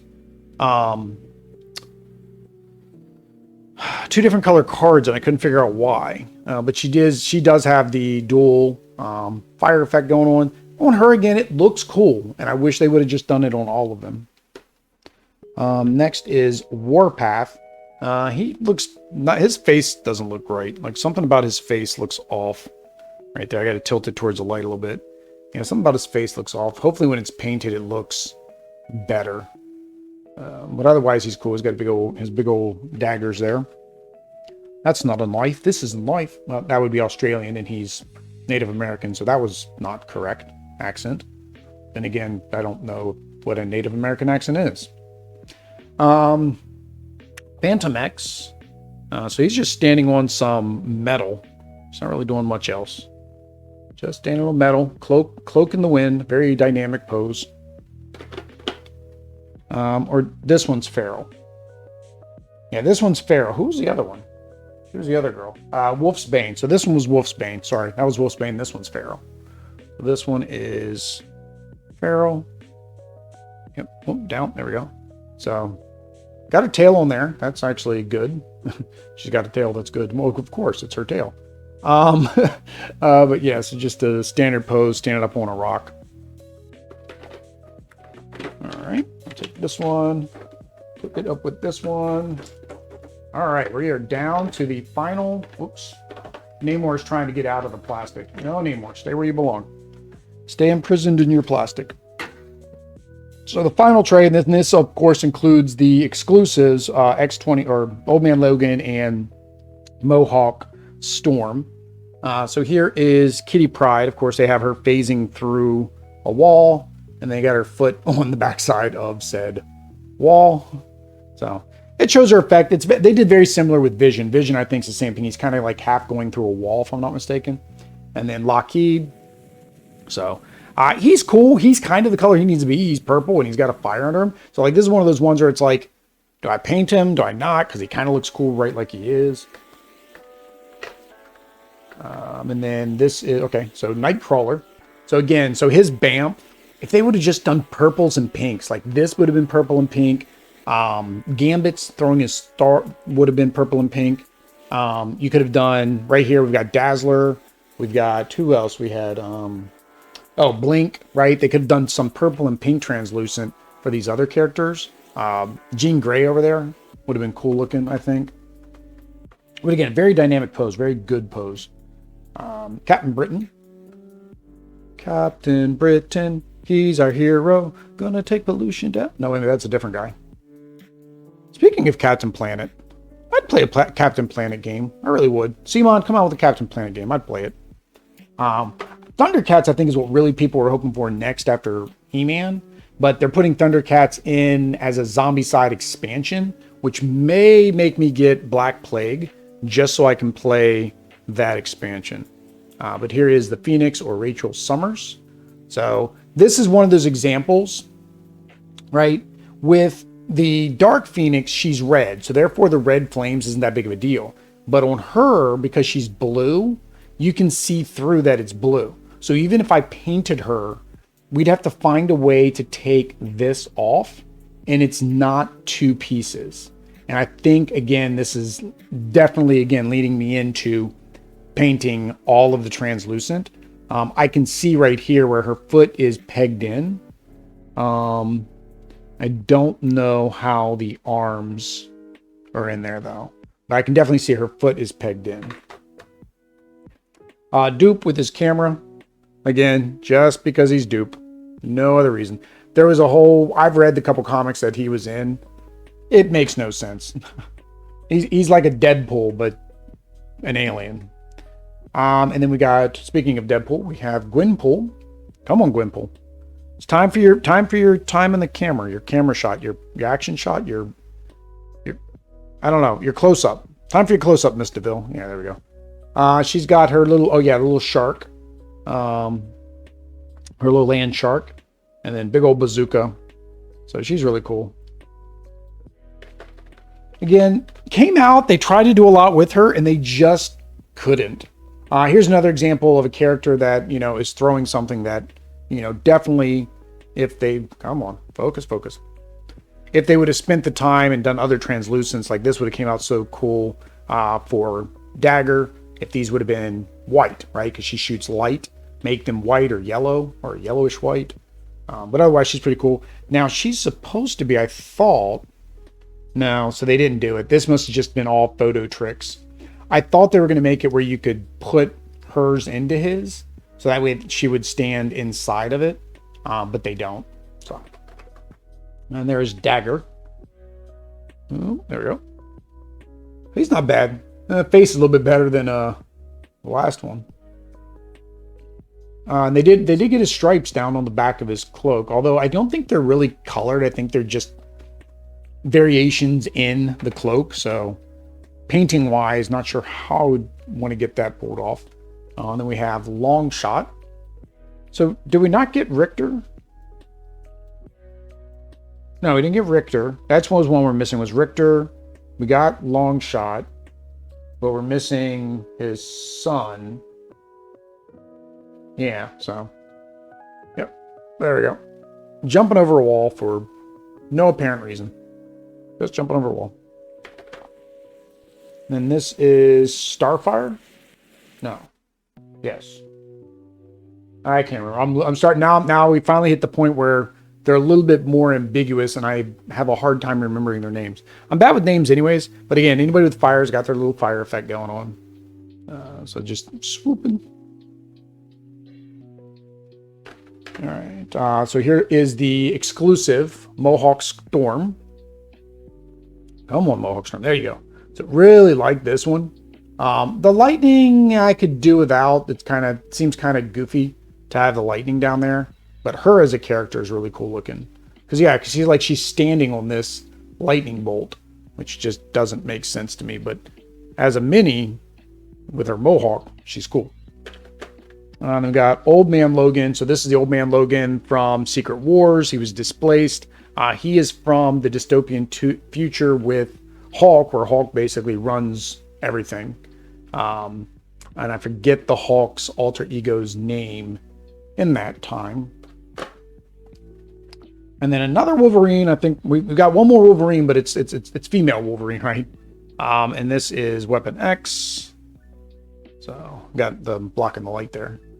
So he's got all of his Weapon X gear going on, all of his helmet and his wires, and so he's going to be a little bit fun to paint because I mean all these wires, each one of these, we have to paint a different color and make sure that we don't paint everything else.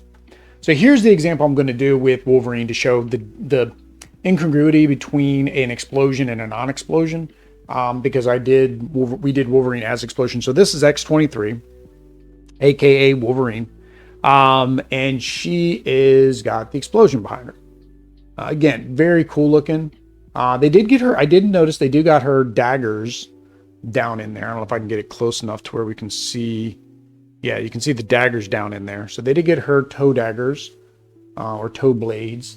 And then she's got her 2 blades on her arms instead. So all of them have 3. She has 2 in her feet, 2 in the arm.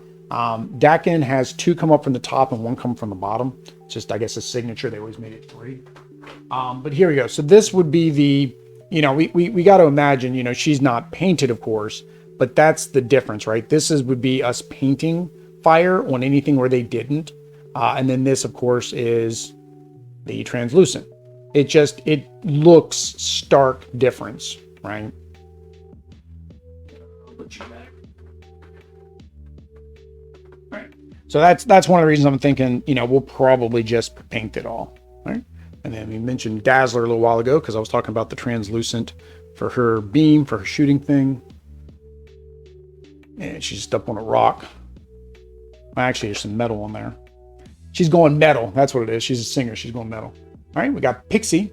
Another teleporter that they didn't use any like teleport look to even show that she's teleporting or anything. I mean, they accentuated her wings and everything, so it might have been kind of hard. But at the same time, I think her teleport effect, just like Blink's, has an effect, right? And it would be like a pinkish thing. So like I said, if they did some kind of translucent pink, then they could have put it like kind of back behind her or under her as her base. There we go. So this is North Star, right? I think. Yeah. So he is supposed to, I guess, be in a flying pose. Although they got the star down the bottom, so that's kind of cool. And then his sister, did we already go over his sister? I don't know. I'm trying to find her on the box. Where was his sister? We must have already gotten his sister. Maybe she was on the other tray. Oh, no. Here it is. Here's his sister. All right, so she was in the other corner. There we go. With her wings. And it's only winged out on one side. It's kind of cool, but it's kind of confusing at the same time. Because it only goes out that one way. Still a cool mini. Cool mini or not, right? I forget dude's name. He's the other one from Alpha Flight. He's the leader. So he actually has a leader ability. So I'm thinking he is very similar to probably Captain America in playstyle. Because of that leader ability. And we got Puck doing a handstand. There you go. There's Puck doing a handstand. It's different. It's definitely different. He got a big P on his chest. Yeah, definitely different doing the handstand. And then our last mini here is Sasquatch. So then what we're going to do is, like I said, I'm going to try to put some of the cardboard pieces inside of the core box just to see how those fit. I saw somebody, like I said, do it on Board Game Geek and was able to consolidate down quite a bit by doing that. So we'll go ahead and give that a look-see, see how it comes out. Let's see, got that. We've got to put all this up first, don't we? All right, let me go in there. Whoa! Don't want to break her. Go back in there. There we go. All right, so that there. Put these. Hang on. Oops. Let's see if this is low enough. That's low enough. That's low enough. This is not low enough. So we put onslaught there. Wow, they're not. You can't evenly put the decks in here. So I've got extra cards at the bottom of this one, if I remember correctly. So they can't be down there, I guess.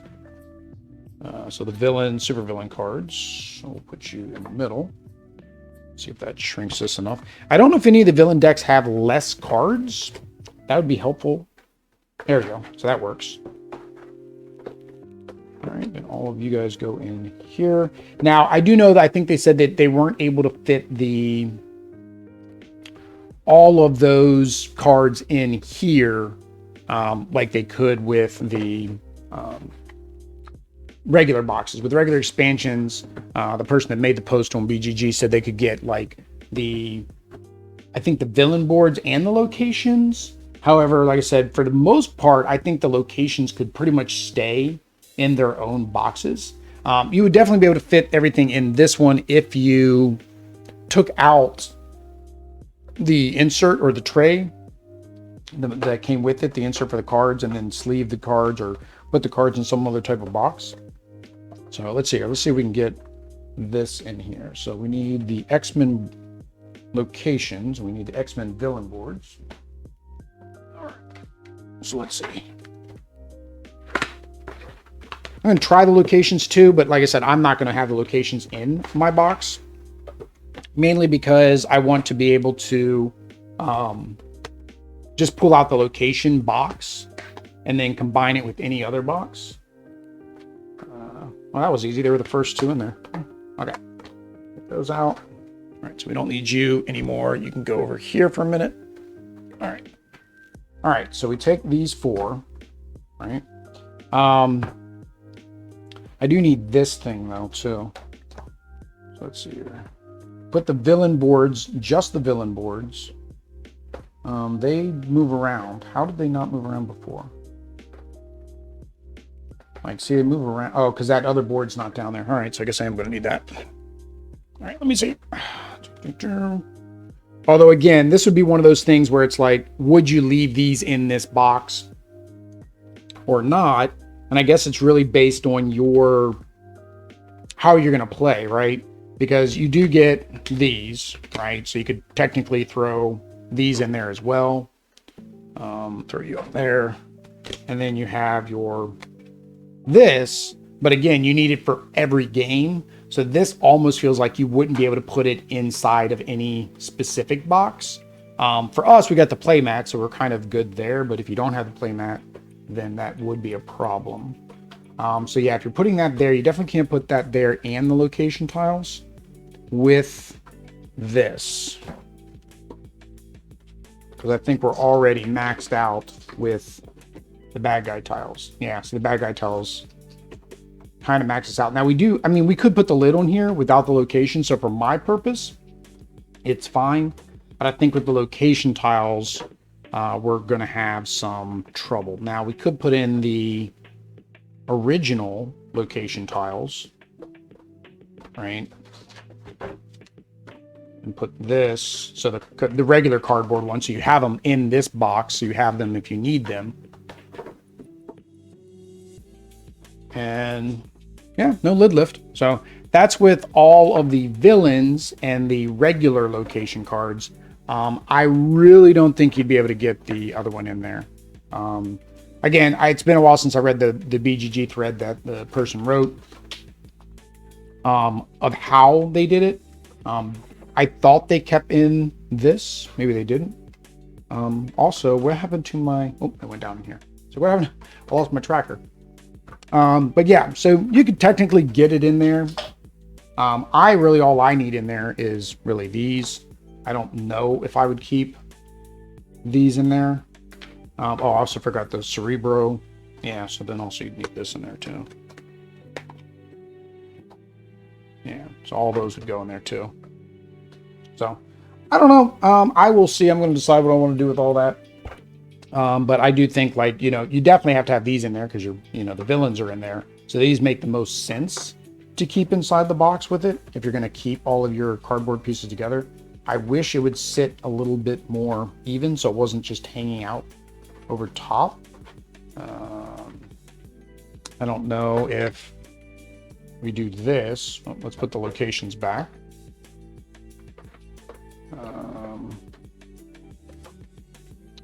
See, and that's the other thing. I don't technically need these, so it's like, do you keep these or do you throw them out? All right, so let's just do this for now. We'll keep all this down here.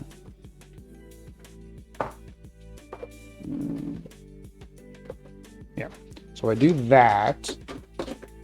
Can I put these up here? So that's even. That doesn't really go above. Well, it does on Magneto's head. I'm saying it doesn't really go above, but it did go above on Magneto's head. But I put them here. That's actually lower. So that actually works. So I wonder, I put these in this corner, get them away from Magneto's head. You did that, right? Little bit of extra there. You put the book in there, that is going to be a little bit of lift. Let's see here. What about if I do the locations? So this was 4. How many locations do we have? 1. Well, it's got to be at least 6, right? Because you got to have enough for the game. 1, 2, 3, 4, 5, 6, 7, 8. Yeah, there's no way I'd be able to get all 8 locations in here in this section, because on four locations put it pretty much at the edge of the box. So that's not going to work. But you could put these. I mean, yeah, you could easily put in your villain boards in the box, no problem, with the original stuff, which for me, again, is probably all I really care about, is getting the villain boards in there. So put those in there, put that in there. I don't really care about the, the missions and stuff like that. Once I get everything packed up in other boxes, maybe I'll put the missions. I've got them in here for now, but yeah, so you can easily put the villains in here, and that's the most important thing to go in here. I think having your all your cardboard locations in their own individual boxes makes it easier for when you want to do like a randomization of the different locations. So I don't think that's a big deal to put them in the core box. All right, guys, that is Marvel United. That is the all-in everything but the kitchen sink pledge.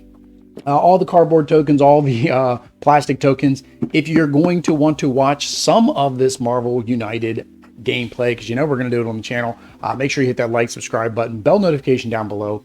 If you want to know when we're going to give away a painted copy of Marvel United X-Men, same deal. Follow us on social media so that way you get notifications.